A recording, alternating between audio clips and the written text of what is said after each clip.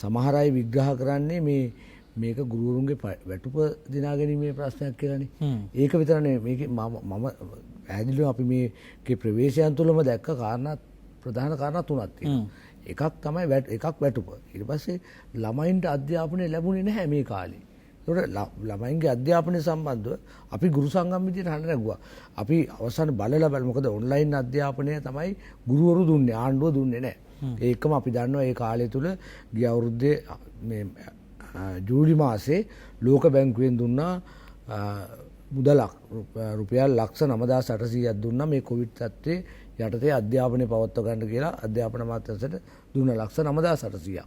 ඒකට මේ මුදලින් ආණ්ඩුව මොනවත් කරෙත් නැහැ. මොම් පැහැදිලිව කිව යුතුයි. වෘත්තීය සමිති ගුරු සහ විදුහල්පති වෘත්තීය සමිති 50 ගාණක් එකතුව තමයි මේ අරගලේ යෙදිලා ඉන්නේ. ඒතකොට ඊටාම් පැහැදිලිව අපි කිය යුතුයි මේක ඊටාම් නිර්භාක්ෂික අරගලයක්. මේක ඇතුලේ ඇතැම් විට සමහර වෘත්තීය සමිතිවල දේශපාලන ක්‍රියාකාරී නැති. මේ සටන ඇතුලේ එහෙම පේනවා ඇති. හැබැයි අපි ඊටාම් පැහැදිලිව කිව යුතුයි සටන විදිහට ගත්තාම මේක සමස්ත ගුරු සහ විදුහල්පතිවරු තමන්ගේ වැටුප් විෂමතා අර්බුදේ විසඳ ගැනීම සඳහා සිදු කරන සටනක් හැර මේක ඇතුලේ දේශපාලන උමනාවක් තියෙනවා කියලා අපි නම් විශ්වාස කරක් නැහැ.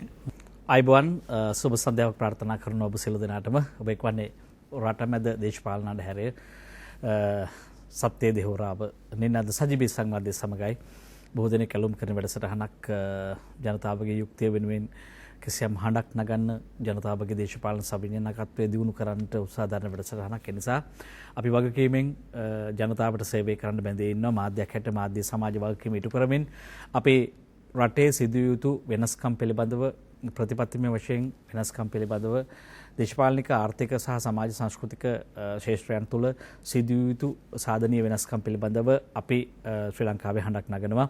ඔබට සහ ඔබගෙන් ලැබෙන ප්‍රතිචාර අපිට මහත් ශක්තියක් ධෛර්යයක්. ඒ නිසා ගැන අපි වැඩසටහන ආරම්භයේදී මතක් කරන්න කැමතියි. බොහෝ දෙනෙක් අපිට සතිය මැදත් කතා බහ කරනවා. ඔබගේ ප්‍රශ්නය අපිට කියනවා ගමට එන්න කියලා කියනවා. මේ ප්‍රශ්නේ කරලියට ගේන්න කියලා තියෙනවා. හැබැයි කෙසේ වී නමුත් අපි අත්විඳින මේ රටේ පවතින තත්ත්වයක් එක්ක මේ වෙලාවේ අපිට බොහෝ ප්‍රශ්න කෙරෙහි අවධානය යොමු කරන්න බෑ. සංචරණ සීමාවත් එක්ක අපිට ඔබේ ප්‍රශ්නය පිළිබඳව විමසන්න ගමට එන්නට හැකියාවක් නැහැ. අපි හැකිතාක් දුරට ජාතික තලයේ ගැටලුවට විසඳුම් සපයනවා. ඒ නිසා රට තාම තීරණාත්මක තැනක තියෙන්නේ. හැමතැනම මහජන උද්ඝෝෂණ, විරෝධතා ව්‍යාපාර, පෙළපාලි, තව පැත්තකින් එන්නත් කරන මහා අධික පෝලිම්, තව පැත්තකින් රෝගීන් වැඩිවීමේ සංඛ්‍යාව වේගයෙන් ඉහළ ගිහිල්ලා තියෙනවා. රෝගීන් වැඩි වෙනවා, මරණ සංඛ්‍යාව වැඩි වෙනවා. කොවිඩ් වසංගත බීතිකාව ආය අපේ ජීවිතවලට ඇතුල් වෙලා තියෙනවා. රට වහන්නද නැද්ද කියන තැනට තමයි අපේ මනෝභාවය මේ වෙලාවේ හැදිලා තියෙන්නේ. හැබැයි කෙසේ වේ නමුත් මේ ගුරු සටන කියන එක තාම නවත්වලා නැහැ. ඒ නිසා අපි හිතුවා බොහෝ සටන් වලට පණ දුන්නා රට මැද ඉඳන් අපි එකේ සමාජ මෙහෙවරේ දිගුවක් හැටියට අපි හිතුවා අද ගුරු සටන පිළිබඳව යම් කතාබහක් ඔබට අරගෙන එන්නට. අපි ඒ නිසා ගුරු සංගම් දිත්වයකට ආරාධනා කළා ශ්‍රී ලංකාවේ මේ සටන ඇතුලේ ජීවත් වෙන හුස්ම ගන්න සහ මේ සටන ඇතුලේ දහඩිය කඳුළු වගුරවන ශ්‍රී ලංකා ගුරු සංගමේ සභාපති ප්‍රියන්ත ප්‍රනාන්දු මහත්මයාට අපි ආරාධනා කරා එක් පාර්ශවයක් හැට අයිබෝන් කියලා පිළිගන්නවා රට මැදට. එතකම අපි ගුරු පවුරු ජාතික ගුරු සංගමේ ප්‍රධාන ලේකම් අපි තුමාට ආරාධනා කරා අපි අයිබෝන් කියලා පිළිගන්නවා තුමන්. එතකොට අපි අද කතා බහේදී මම කැමති මුලින්ම අවස්ථාව ලබා දෙන්න ප්‍රියන්ත ප්‍රනාන්දු මහත්මයා ඔබට දැන් මේ ගුරු සටන චෝදනා තියෙනවා, ප්‍රශ්න තියෙනවා. හැබැයි කොවිඩ් වසංගතයේ මැද ඔබතුමන්ලා නොනවත්වා පාගමයි යනවා, ජනතාව ඒකරාශී කරනවා. දැන් තත්ත්වය මොකද්ද? මේ මොහොතේ සිදුවීම් පවතින මොකද්ද? අපි එතනින් පටන් ගමු ප්‍රවිෂ්ටයක් හැටියට. ඔව්. විශේෂයෙන්ම මම මුලින්ම ස්තුතිවන්ත වෙනවා ඔබ ආයතනයේට මේ අවස්ථාව ලබා දීම සම්බන්ධව. මේ වෙනකොට මම හිතන්නේ රටේ ප්‍රධාන මාතෘකාවක් බවට පත් වෙලා තියෙනවා මේ ගුරු විදුහල්පති අරගලය. එතකොට මේ අරගලය විශේෂයෙන්ම නිර්මාණය වෙන පසුබිම පිළිබඳව අපි නැවත නැවතත් පැහැදිලි කළ යුතු නැහැ. ඒත් අද ඔබ අහන අද තත්ත්වයේ සම්බන්ධව අද වෙනකොට මේ අරගලයේ උච්චතම අවස්ථාවට ඇවිල්ලා තියෙනවා. අපි මේ අරගලය ආරම්භ වෙන්නේ අවුරුදු 24කට පෙර වැටුප් විෂමතා ප්‍රශ්න නිර්මාණය වීමත් එක්ක අද වෙනකොට මේ ප්‍රශ්නට ආණ්ඩුවට ප්‍රශ්නේ මගහැරෙන්න බැරි තැනකට මේ ප්‍රශ්නේ පත් වෙලා තියෙනවා. විශේෂයෙන්ම දැන් මේ වෙනකොට රට පුරාම දැන් අපි ගුරු සේවය ගත්තම 2,45,000ක් විතර ගුරුවරු ඉන්නවා. ඊට අමතරව විදුහල්පති සේවයේ 16,400ක් විදුහල්පතිවරු ඉන්නවා. ඊට අමතරව වෙනත් පාර්ශවයන් විදියට ගුරු උපදේශකවරුන්, ඒ වගේම ගුරු අධ්‍යාපන සේවයයි, අධ්‍යාපන පරිපාලන සේවයයි මේ වගේ අය අනියම් විදියට හරි මේ අරගලයට සහාය දෙමින් ඉන්නේ. මොකද මේක බරපතල ප්‍රශ්නයක්. මොකද මේක ගුරුවරුන්ගේ ප්‍රශ්නයක් විදියට නෙමෙයි අපි නම් සලකන්නේ. විවිධ පාර්ශවයන් මේ ගුරුවරුන්ගේ වැටුප් වැඩි කරගන්න කියන කාරණයට ලඝු කරලා මේ අරගලය තලන්න උත්සාහ කරනවා. හැබැයි එහෙම එකක් නෙමෙයි. ඊට එහා ගිය බරපතල කාරණයක් තියෙනවා.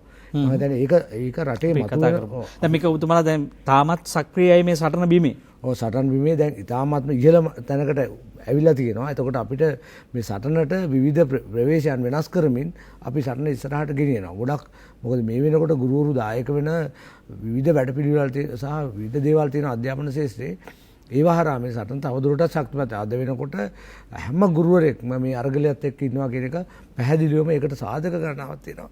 මම ඔබට ඉදිරියේදී මම ගුරු එකතු වෙන සාධක පිළිබඳවත් පැහැදිලි කිරීමක් කරන්න. ඔව් මූලික වටේ. අපි ගුරුපෞරු ජාතික ගුරු සංගමේ ප්‍රධාන ලේකම් සඳුන් මෝදරගම මහත්මයා ඔබයි අපි කැඳෙව්වේ ඔබගේ පාර්ශවයෙන් අනිත් පාර්ශවයෙන් සඳුන් මෝදරගම මහත්මයා ඔබ දැන් මේ ගුරු සටන මේ මොහොතේ ඔබලාගේ පාර්ශවයෙන් දකින්නේ කොහොමද? මොකද්ද දැන්ට ඔබ හා ඒ අදාළ කණ්ඩායම ඇතුළේ බීමේ සිද්ධ වෙන්නේ? බොහොමත් ස්තුතියි. අප සංගමයේ ඔබ මේ සාකච්ඡාව සඳහා කැඳවා ගැනීම සම්බන්ධයෙන් එතකොට අපේ ප්‍රියන්ත ප්‍රනාන්දු මහත්තයා පැහැදිලි කරපු ආකාරයටම මේ සටන මේ මොහොත වෙනකොට භූමියේ උච්චතම අවස්ථාවට එළඹිලා තියෙන අවස්ථාවක්. අපි පැහැදිලිව කිව යුතුයි මේ සටනේ මේ මොහොත නිර්මාණය වෙන්නේ 1997 BC පෙරේරා වැටුප් විෂමතා කමිෂමේ නිර්දේශات සමග ඇතිවන ගුරු හා විදුහල්පති වැටුප් විෂමතාව වසර 24ක කාල සීමාවක් අඛණ්ඩව මේ දක්වා ඇදෙමින් පැවති පාලකයන් විසින් විවිධ වූ පොරොන්දු ඒ අවස්ථාවල ලබා දෙමින් මේ සටන දිගින් දිගට මේ දක්වා මේ විෂමතාව මේ දක්වා රැගෙන විත් තියෙනවා. ඒ පොරොන්දු බොහෝ විට උනේ කඩවුණු පොරොන්දු බවට පත්වීම. එතකොට මේ මොහොතේ මේ සටන මේ ආකාරයට නිර්මාණය වෙද්දී ඔබතුමා ප්‍රශ්න කරා වගේම මේකට සුදුසු මොහොතද මේ සටන ඇයි මේ මොහොතේ මෙහෙම බිමේ නිර්මාණය වෙන්නේ කියන ප්‍රශ්නෙට පිළිතුර තමයි අපේ පැත්තෙන් කියන්න තියෙන්නේ. ඇත්තටම ගුරු හා විදුහල්පතිවරු ඊටාම සංවේදී ලෙස ඇත්තටම මේ වසර 24ක් තිස්සේ මේ ප්‍රශ්නේ මෙහෙම මේගොල්ලෝ ඇදගෙන එද්දි ඒකට මුණ දෙමින් හිටපු මොහොතක අපි දකිනවා පහුගිය මොහොතේ විශේෂයෙන්ම මෙතුමගේ සංගමේ ලේකම්තුමා ඒගොල්ලෝ පරිසර සම්පත් සුරකීම වෙනුවෙන් තමයි මම හිතන්නේ මේ මොහොතේ අරගලයක නිරත වෙන්නේ. ඒ මොහොතේ අපි දකිනවා මේ පොලිසියේ ක්‍රියාකාරීත්වය උසාවියට ඉදිරිපත් කරලා උසාවියෙන් අපදීලා නිදහස් කරපු අයව ගිහිල්ලා නැවත නිරෝධායන කඳුරු වල ගාල් කරනවා. එතකොට ඒකත් එක්ක තමයි මේ සටන ආරම්භයක් විතර පටන් ගන්නේ. ඊට පසුව අපි දකින කාර්යය තමයි මේ සටන මෙතනට මේ මොහොතේ මේ භූමියට ගෙනෙන්නේ. ඇත්තටම අපි කියනවා මේ පවතින ආණ්ඩුව. මොකද ඊට පසුව අපි දකින කාරණේ තමයි මේ ආණ්ඩුවේ සමහර අපි එහෙම කිව්වට කමක් නැහැ කටහැකර දේශපාලඥයෝ ඒගොල්ලෝ විටින් විට ගුරුවරුන්ට පරිභව කරන්න පටන් ගන්නවා. අපිට මතකයි එක වේතාවක කියනවා ගුරුවරුන්ට කාලකන්ණි කියලා. තව කෙනෙක් කියනවා පඹයෝ කියලා.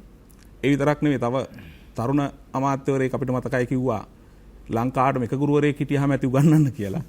එතකොට මෙවැනි තත්ත්වයන් හමුවේ ඇත්තටම මේ ගුරුවරු මේ වැටුප් විෂමතාව ඉවත් කරේට එහා ගිහිල්ලා ගුරුවරු හැම මොහොතකම සලකන කාරණයක් තමයි තමන්ගේ ආත්ම අභිමානය.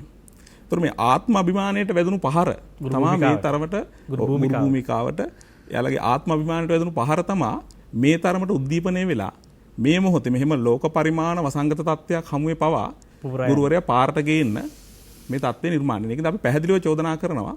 ඇත්තටම ආණ්ඩුව පැත්තෙන් වෘත්තීය සමිතිය වලට චෝදනා කරාට ආණ්ඩුව සහ විශේෂයෙන් ඒ මොහොතේ ක්‍රියාත්මක වෙච්ච පොලිසිය ක්‍රියාකාරීත්වය සහ ආණ්ඩුවේ සමහරුන්ගේ ක්‍රියාකාරීත්වය තමයි මේ මොහොතේ මෙහෙම වසංගත තත්ත්වයක් හමුවේ මේ අරගලේ පාරට ගේන්න ඒ කියන්නේ ඔබ කියන්නේ මේ ආණ්ඩුව හිතාමතා ගිනි තැබුවා මෙතෙන්ට. පැහැදිලිවම. අපි ඉදිරියට කතා කරමු මේ සටනේ ඉතිහාසය සහ දෙගුව පිළිබඳව. දැන් පැහැදිලිවම ඔබතුමන්ලා දෙපළම සහ ශ්‍රී ලංකා වාසීන් හැමෝම දන්නවා මේ රටේ මේ මොහොත හරිම තීරණාත්මකයි. ඒතකොට දැන් ඔබතුමාලා සාධාරණද අසාධාරණද කියන කාරණේ කොරෝනා වසංගතයට වැදගත් නැහැ. වසංගතය දන්නේ නැහැ මේ මොකවත්. එයාගේ අරමුණ හැකිතාක් තමන් ව්‍යාප්ත වීම. දැන් මේ මෙබඳු තීරණාත්මක තැනක අපි ප්‍රියන්ත ප්‍රනාන්දු මහත්මයා මෙවැනි උද්ඝෝෂණ මාලාවකට අවතීර්ණ වීම සදාචාරාත්මකද නිකන් එහෙම ප්‍රශ්නයක් ඇහුවොත් මේ දැන් ඇත්තටම අරගලේ අලුත් ප්‍රවේශය පටන් ගන්නෙත් විශේෂයෙන්ම 2021 ජනවාරි මාසේ 24 වෙනිදා. එතකොට කොරෝනා තත්ත්වයන් යටතේ තමයි පටන් ගන්න. ඒ වගේම මේ ආණ්ඩුව බලයට පත් වෙනකොට මැතිවරණ ප්‍රකාශයේ කියනවා ගුරු විදුහල්පති වැටුප් විසමතා ප්‍රශ්නය සම්බන්ධව තමන් ප්‍රමුඛ කාර්යයක් විදිහට සලකලා විසඳනවා කියලා කියනවා. එතකොට මේගොල්ලම මේකට අවශ්‍ය කාරණා සකස් කරලා තියෙනවා. එහෙම තියෙද්දි තමයි අපි නිහඬව ඉඳලා පෙබරවාරි මාසේ 24 වෙනිදා අනුරාධපුරයෙන් තමයි පළවෙනි උද්ඝෝෂණ ව්‍යාපාරය ආරම්භ කරේ. දහස් ගාණක් ගුරුවරුවෙකුට එකතු වුණා. ඊට පස්සේ අපි කුරුණෑගලට ගියා, ඊළඟට බදුල්ලට ගියා. ඊළඟට අපි ගාල්ලේ උද්ඝෝෂණය පවත්වන්න සූදානම් වෙමින් ඉඳි තමයි නැවතත් කොවිඩ් ව්‍යාප්තියක් කියන කාරණයක් මත අපි අරගලේ පස්සට ගන්නෙ. හැබැයි නැවත අපි මේ කොවිඩ් තත්ත්වයන් යටතේ අපි බොහොම ඉවසලා හිටියා. ජනවාරි මාසයේ 2020 ජනවාරි 1 වෙනිදා ඩලස් අලහප්පෙරුම ඇමතිවරයා කැබිනට් පත්‍රිකාවක් දානවා මේ ප්‍රශ්නට විසඳුමක් දෙන්න කියලා කැබිනට් පත්‍රිකාවක් දානවා. ඊට පස්සේ මේ කැබිනට් පත්‍රිකාව තිබ්බද නැද්දවත් කියලා ආණ්ඩුව කතා කරේ නැහැ. අපි 2020 කොවිඩ් තත්ත්වයන් යටතේ ඔක්තෝබර් මාසයේ නැවත ගුරු දිනේ ආසන්න වෙනකොට දැනුම් දුන්නා 2021 සඳහා ඉදිරිපත් කරන අයවැයේදී මේ සම්බන්ධව ආණ්ඩුව යමක් කළ යුතුයි කියන එක. ආණ්ඩුව එහෙම නොකළොත් අපි ක්‍රියාමාර්ග ගන්නවා කියලා දැනුම් දීලා තිබ්බා. ඒ වගේම අපි ඒ වෙලත් අපි නිහඬව හිටියා මෑතක් වෙනකන් අපි නිහඬව හිටියා. හැබැයි පහුගිය 8 වෙනිදා ජූලි 8 වෙනිදා විශේෂයෙන් මෙතන අපි අධ්‍යාපන සම්බන්ධ ප්‍රශ්නයක් පාර්ලිමේන්තු වටරවුමේදී කරපු උද්ඝෝෂණය ජෝසප් ස්ටාලින් ඇතුළු පිරිසක් පැහැරගෙන යනවා. අපි මම පැහැදිලිවම ඒක මුල ඉඳලම අර්ථකථනය කළා ඒක පැහැර ගැනීමක්. පැහැරගත්තට පස්සේ අපි විවිධ ආයතන වලට දැනුම් දුන්නා. කොහෙට ඇත්තටම පොලිසිය වලින් විමසුවමවත් මේ තත්ත්වය ඇත්ත කාරණේ. මොකද මම පැහැරගත්ත අවස්ථාවේ විනාඩි 5කට පෙර ජෝසප් සහෝදරයා මට දැනුම් දුන්නා. මේ උද්ඝෝෂණය වෙලාවේ පොලිසිය ඇවිල්ලා ඉන්නවා අමුතු දෙයක් සිද්ධ වෙමින් පවතිනවා කියලා. ඒකට ඒ අනුව මම දිගටම මේ අවස්ථාවේ ඉඳලා දිගටම මේ සම්බන්ධ සොයා බැලමින් හිටියේ. මම පොලිසිය වලට තලංගම පොලිසියට කතා කරා. කොටුව පොලිසියට කොහෙවත් අය පොලිසිය දන්නේ නැහැ කොහෙටද ගෙනිච්චේ කියලා. ඒකට ඒකම අපි ශ්‍රී ලංකා මානව හිමිකම් කමිෂන් සභාව ඇතුළු විවිධ ආයතන වලට පැමිණිලි කරාට පස්සේ හවස 2 විතර වෙනකොට තමයි දැනගන්නේ මේ අය තලංගම පොලිසියෙත් මිරියාන පොලිසියෙත් රඳවගෙන ඉන්නවා කියලා. දැන් මේක පැහැර ගැනීමක් පැහැදිලි. ඒ අවස්ථාවට පැනලා ගිහිල්ලා බලහත්කාරයෙන් පැහැර ගැනීම. ඒ කරලා උසාවියට ඉදිරිපත් කරන්නේ හවස 6 විතර වෙනවා. උසාවියට ඉදිරිපත් කරාම අධිකරණය මේගොල්ලන් නිදහස් කරනවා. අප පිට නිදහස් කරනවා. අප පිට නිදහස් කරාමත් කරන වැඩේ අධිකරණයෙන් එළියට එනකොට පහර දීලා බස් වලට දාගෙන කොටුව පොලිස් ස්ථානට ගෙනියනවා. එතන රඳවගෙන ඉඳලා රෑ 10ට විතර ගෙනියන්නේ කොහෙද කියන එක පැහැදිලි කරේ නැහැ. හැබැයි මේගොල්ලන් මේ ගොඩක් දුර ගියාට පස්සේ උතුරේ වවුනියාවත් පහ වුණාට පස්සේ තමයි දන්නේ මුලතිව් දිස්ත්‍රික්කයේ කොහෙට හරි ගෙනියනවා කියලා. ඒතර මුලතිව් ගෙනියලා තිබ්බේ ගුවන් හමුදා කඳුරකට. ඒක අධි ආරක්ෂිත කලාපය කියලා තමයි ඒගොල්ලන්ම කියන්නේ. එතකොට මේ වගේ තැනකට ගෙනිච්චා. දැන් නිරෝධායන අරමුණෙන් ගෙනිච්ච නැහැ කියලා නිරෝධාය පැහැදිලිවම නිරෝධායන අරමුණක් තිබ්බේ නැහැ. එතන පැහැදිලිවම තිබ්බේ ඉදිරියේදී එන අරගල මර්ධනය කරන්න ආණ්ඩුව මේක පාවිච්චි කරා. මම පැහැදිලිවම දැන් මෙතනදී ඔබ අහපු ප්‍රශ්නට පැහැදිලි උත්තරයක් මෙතන හැදෙනවා.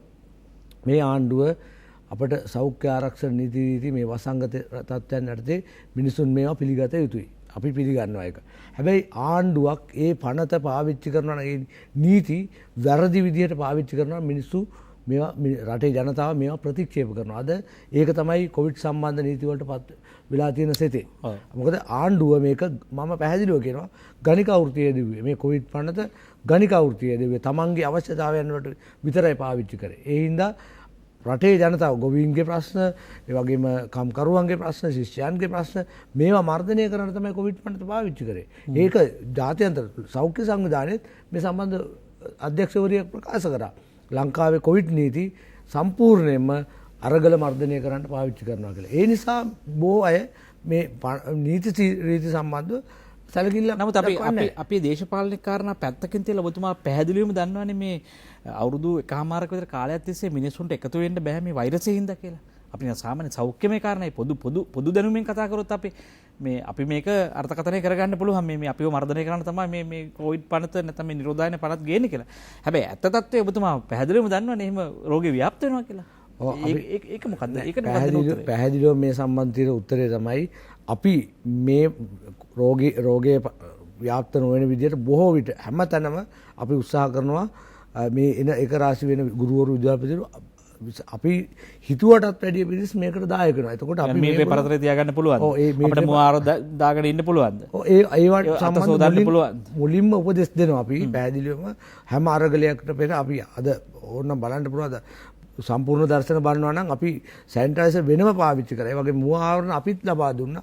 ඒ ෆේස් මාස්ක් ඉතින් අපි ලබා දෙල. අපි උපරිම දැනුවත් කිරීම කරලා තමයි මේ ක්‍රියාමාර්ග ගන්න. හැබැයි මේ වෙනකන් ආණ්ඩුව උත්සාහ කරා ගුරු පොකුරක් ගැන කියන්නේ. හැබැයි ඔය එක තැනකවත් දැන් පෙරේදා ගුරුවරු 42ක් ගෙනියලා ඇන්ටිජන් කරා.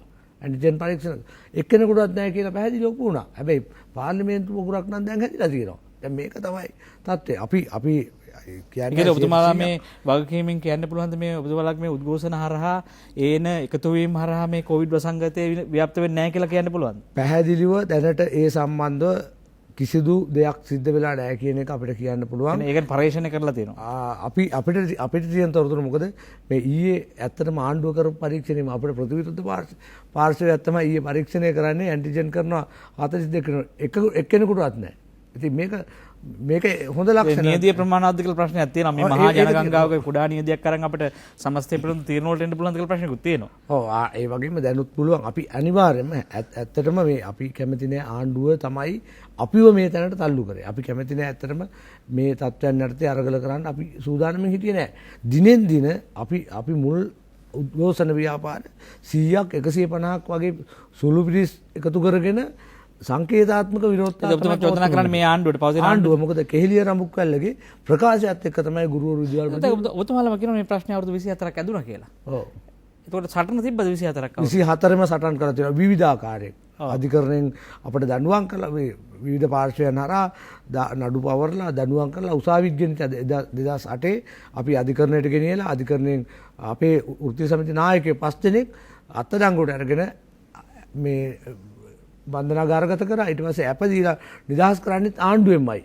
මේ ආණ්ඩුව විශේෂයෙන්ම 1997 මේ ප්‍රශ්නේ ඇති වුණාට පස්සේ සෑම ආණ්ඩුවක්ම මේ ප්‍රශ්නේ පුළුල් විදියට ව්‍යාප්ත කරන්න උත්සාහ කරා මිසක් වැඩි කරන්න උත්සාහ කරා මිසක් විසඳන්න උත්සාහ කරේ නැහැ. වැඩි කිරීමේ ක්‍රමවේදයක් තියෙනවා ආණ්ඩුවක. ඒ ක්‍රමවේදයකට ආයතනයක් තියෙනකට කොමිසමක් තියෙනවා. දැන් ඒකට ඒ නිවැරදි මාර්ග ඔස්සේ ඔබතුමාලා ගමන් කරාද? එයාට දැනුම්වත් කරාද? අදාළ සාක්ෂි තියෙනවද අපිට ඉදිරියට කරන්න? දැන් අපිට එක සාක්ෂියක් තමයි දැන් 97 මේ ප්‍රශ්නේ ඇති වුණාම අපි ඒ එක්කම 98 99 කාලේ දිගටම අරගල කරා. උද්ඝෝෂණ කරා. ඊපස්සේ 2008 දී මේක ඉතාමත් බරපතල විදිහට විරෝධතා දක්වනකොට අපි උසස් පෙළ ප්‍රශ්න පත්‍ර උත්තර පත්‍ර බැලීමෙන් වැළකී සිටියා. ඒකට තමයි අර අධිකරණයට ගියේ. අධිකරණයෙන් නියෝගයක් දෙනවා. අධිකරණ නඩුවක්ම තියෙනවා පැහැදිලිවම. ගුරු විදුහල්පති වැටුප් විෂමතා තියෙනවා. මේක විසඳිය යුතුයි. ඒකට පළවෙනි පියවර විදිහට වැටුප් වර්ධක දෙකක් ගුරු සේවයේ දෙකෙන් උඩායට දෙන්න කියලා. ඊට පස්සේ ඒ වගේම ඒක පදනම් කරගෙන ඒවකට 2008 දී අයවැය ඉදිරිපත් කරන ඒකට ජනාධිපතිවරයා තමයි මුදල් ඇමති හිටියේ මහින්ද රාජපක්ෂ මැතිතුමා. එතුමාගේ ඒ අයවැයේදී පැහැදිලිව කියනවා ගුරු විදුහල්පති වැටුප් විෂමතා ඉවත් කිරීම සඳහා රුපියල් මිලියන 3000ක් වෙන් කරනු ලැබේ කියලා. මේක එක ප්‍රවේශයක්. ඊට අමතරව ඒ අධිකරණ ක්‍රියාවලියෙන් පස්සේ කැබිනට් අනු කමිටුවක් දානවා. ඒකට කරු ජයසූරිය මැතිතුමා ඒ වගේම මේ සුසිල් ප්‍රේමජයන්ත ඇතුළු කණ්ඩායමක් තමයි ජෝන්සන් විරත්න මේගොල්ලන්ගේ කැබිනට් අනු කමිටුවෙන් නිර්දේශයක් දෙනවා මේක විසඳන්න අතුරු වැටුපක් ගුරුවරුන්ට දෙන්න කියලා. අතුරු වැටුපක් ගෙවන්න. සම්පූර්ණ විසඳුම ලබා දෙනකම් අතුරු වැටුපක් දෙන්න කියලා. මේවා එක්ක තමයි මේ අපේ මේ ගුරුවරු දන්න ඓතිහාසික සාක්ෂි මේවා. හැබැයි ඒ අතුරු වැටුප දෙන එක ප්‍රමාද කරමින් අර මම කියපු රුපියල් මිලියන 3000ටත් කරේ ඒක 7-5ක දෙයක් දුන්නේ එකෙන්. එහෙම තියෙද්දි ඊන් පස්සේ දෙනවා 2008 10 30 කියලා චක්‍රලේඛයක් නිකුත් කරලා ඒකෙන් කරන වැඩේ තමයි රුපියල් 145ක් 150ක් වගේ සොච්චම් මුදලක් බොහොම චුට්ටක් ගුරුවරුන්ට වැඩි කරලා මෙන්න කරා කියලා පෙන්වනවා. අපි ඒවා ප්‍රතික්ෂේප කරා දිගටම. ඊට පස්සේ එනවා ඒවකට ප්‍රතික්ෂේප කරා කියලා ඔබතුමාලා මොකද්ද ප්‍රතික්ෂේප කරේ? අපි පිළිගත්තේ නැහැ. මොකද මේක විසඳුමක් නෙමෙයි කියලා. අපි දුන්නු මුදල ගත්තා. නෑ. අපි ගත්තේ නැහැ. එයාලා යෝජනා කරා විශේෂයෙන්ම එතනදී ගුරුවරුන්ට අධිසේවයක් දෙනවා. ඒවා ඊට පස්සේ කිව්වා මේක විසඳන්න නම් අපිට අලුත් සේවා ව්‍යවස්ථාවක් හදන්න වෙනවා කියලා. අලුත් සේවා ව්‍යවස්ථාවක් හැදුවා. 2014 10 23 සේවා ව්‍යවස්ථාවක් හැදුවා. ඒ ආණ්ඩු දිගට මේක ඇදගෙන ආපු විදිය 10 23 සේවා ව්‍යවස්ථාවෙන් මේ ප්‍රශ්නෙට කිසිම විසඳුමක් දුන්නේ නැහැ. මේ ප්‍රශ්න ඉතිහාසය සම්බන්ධව විග්‍රහ කරනකොට අපි හිතුවා 2006 විසඳෙයි 2014 නැවත සේවා ව්‍යවස්ථාවක් කරනකොට ගුරුවරුන්ගේ විදුහල්පතිතුන්ගේ ප්‍රශ්න විසඳෙයි. හැබැයි ඒ කිසිම දෙයක් කරන්නේ නැතුව තමයි 14 10 23 අර සේවා ව්‍යවස්ථාව වෙන්නේ. එතකොට මේ ප්‍රශ්න එතනම තියෙද්දි සේවා ව්‍යවස්ථාව හැදුවට ප්‍රශ්න විසඳුන්නේ. ඒ වගේම 2008 දී යෝජනා වෙනවා මේ වෙන සේවාවල් එක්ක ගැටුම් ඇති වෙනවා. ඒ නිසා මේ සේවා වෙනම විශේෂ වෙනම මේ බාස්කට් එකෙන් අයින් කරලා වෙනම තියෙනවා කියලා. හැබැයි ඒ සංවෘත සේවා කියන කතාව මතුවෙන්නේ එතනදී. එතකොට ප්‍රශ්නට විසඳුමක්. හැබැයි අපේ සේවා ඔය ඔක්කොම එකතෙන් තියෙද්දි තමයි 97 අපේ සේවාවල වැටුප එතනම තියලා අපි උදාහරණයක් විදිහට ගුරු සේවයේ අධ්‍යාපන පරිපාලන රාජ්‍ය පරිපාලන සමාන වැටුප් තලවල තිබ්බේ. 97 කරපු වැඩේ BC පෙරේරාගෙන් වැටුප් කමිෂන් සභාව වාර්තාවෙන් කියනවා පැහැදිලිවම ගුරු විදුහල්පති වැටුප සම්බන්ධව පසුව සලකා බලනු ලැබේ කියලා. ඔය වාක්‍ය දාලා ගුරු විදුහල්පති වැටුප් වැඩි කරේ නැහැනේ. හැබැයි ඒක විසඳන්න නැතුව දැන් අපි ඒ වෙනකොට රුපියල් 5000 තිබ්බ එක අපි 5000 තියලා අනිත් අය 10000 කරා කියන මේක සරල උදාහරණයක්.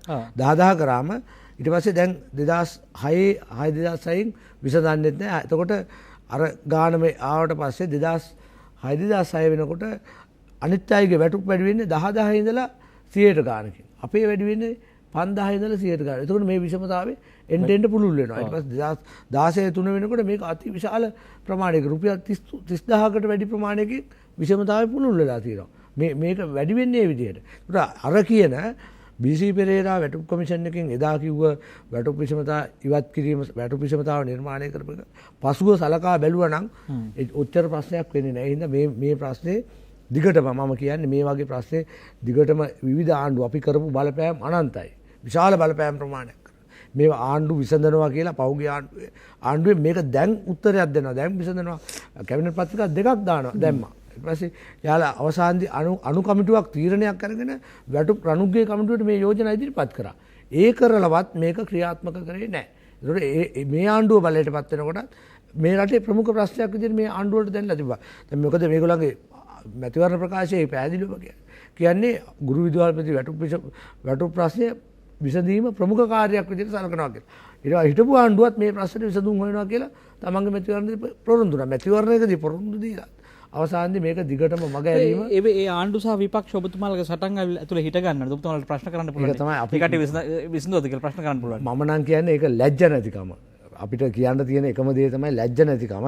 මොකද තමන්ගේ ආණ්ඩු කාලේ දැන් මහින්ද රාජපක්ෂ ජනාධිපතිතුමා අවුරුදු 10කට ආසන්න කාලයක් මේ ප්‍රශ්නේ විසඳන්න නැතුව ඇදගෙන ආවා. ඒ වගේම මේ වර්තමාන මේ හිටපු ආණ්ඩුව කියන්නේ රනිල් වික්‍රමසිංහ මැතිතුමා අගමැති විදියටත් ඒ වගේම මෛත්‍රීපාල සේනානායක සිරිසේන මැතිතුමා ජනාධිපති විදියටත් ඒ ආණ්ඩුවත් මේ ප්‍රශ්නේ විසඳන්නේ නැහැ. එහෙට මෙහෙට දදා ඉඳලා අවසානදී ප්‍රශ්නේ විසඳන්න ඕන මෙන්න ලෑස්ති කියලා ආණ්ඩුව වත් ඉවරයි. ඒ වගේම ප්‍රශ්න විසඳුවෙත් නැහැ. දැන් මේගොල්ලන් දැන් ඇවිල්ලා මෙතන වාඩි වෙනවා කියන්නේ ඒ වගේම 2016ට 16න් පස්සේ 2020ත් අතර කාලේ හිටපු ආණ්ඩුවත් අපිත් එක්ක වාඩි වෙන්න වාඩි වුණා නිතරම. අරගලේ හිටියා. හැබැයි ඒගොල්ලන් ඒ බලයටපත් වුණාම ප්‍රශ්නට විසඳුම මේ වැත්තකට දාලා තමන්ගේ ආණ්ඩුකරණය කරගෙන යන එක තමයි කරන්නේ. ඔව්. දැන් අපි ආපහු සඳුන් බෝදරගම මහත්මයා දැන් මේ කාරණේදී ඔබතුමාලාගේ දරන ස්ථාවරය මොකක්ද? ඔබතුමාලා මේ මතයට පක්ෂද විපක්ෂද නැත්නම් කොතනද ඔබතුමාලා හිටගන්නේ මේ අපේ කොන්දේසි විරහිතව ගුරුවරයාගේ ආත්මගරුත්වයේ ගුරු භූමිකාවේ ගෞරවය කොන්දේසි විරහිතව ආරක්ෂා කළ යුතුයි. ඒකට තර්කයක් නෑ. ඔය ගුරුවරුන්ට මේ අපහාස කළ හැමෝටම ගුරුවරු ඉන්නවා. ඒ කියන්නේ ඒ ගුරුවරු නැත්තම් මේ බිහි වෙන්නේ නෑ මේ පරපුරක්. ඒක අපි පිළිගන්නවා. මේ අවිවාදයෙන් පිළිගන්නවා. හැබැයි මේ ගුරුවරයාද ඔහුගේ ජීවිතයද ඔහුගේ ආත්මගරුත්වයද ආරක්ෂා කර ගනිමින් දේශපාලනිකව මේක විසඳාගත යුතුයි නා. අපිට ඒහා සම්බන්ධව තියෙන කාරණානේ වැදගත් වෙන්නේ. අවශේෂ කාරණා මත යෑමෙන් අපිට වෙන්නේ අපි කැලේ යන එක. ඒස අපි නිශ්චිතව ඉලක්කය කරා යා යුතුයි. දැන් මේ සටන් ඇතුලේ ඇත්තටම දිශාගත වෙලා තියෙනවද මේ එකී වුණාව නිටු වෙන සටන්? ඔබතුමාලා දිශාගත වෙලා ඉන්නවද ඒත්? ඔබතුමාලගේ දර්ශනීය අරමුණු ඇතුලේ ඒ සාක්ෂාත් කරගන්න බලාපොරොත්තු තියෙනවද මේ කියන ආකාරයේ? දැන් අපි වැටුප් විෂමතා අරගලය ගත්තොතින් මෙතුමාගේ පැහැදිලි කිරීම සහ ඒ සියල්ල සමග අපි ඉතා පැහැදිලිවම එකක වෙනවා. ඒ වගේම පැහැදිලිව කිව යුතු කාරණයක් තමයි මේ සටන ඇතුලේ ඔබතුමා මතු කරපු කාරණේ මම හිතන්නේ ඒක මේ සටන ඇතුලේ කියවෙමින් යනවා මේක මේ ආණ්ඩුවට විපක්ෂ කණ්ඩායම් විසින්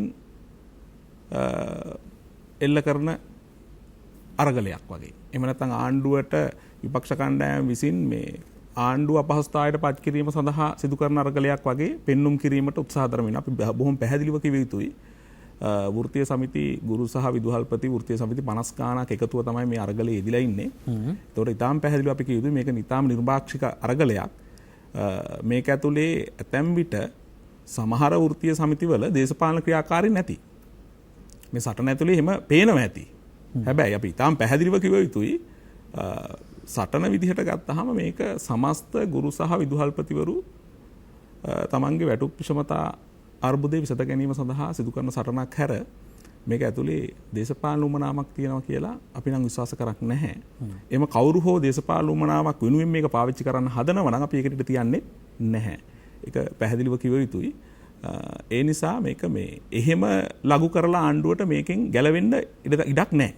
එහෙම ලක් කරලා ආණ්ඩුවට මේකෙන් ගැලවෙන්න බෑ. ඒගොල්ලෝ බොහොම පහසුවට කියන කාරණයක් තමයි සමහරක් වෙලාවට මේ විරුද්ධවාදී කණ්ඩායම් විසින් තමයි මේක මේ මොහොතේ පාරට ගේන්නේ.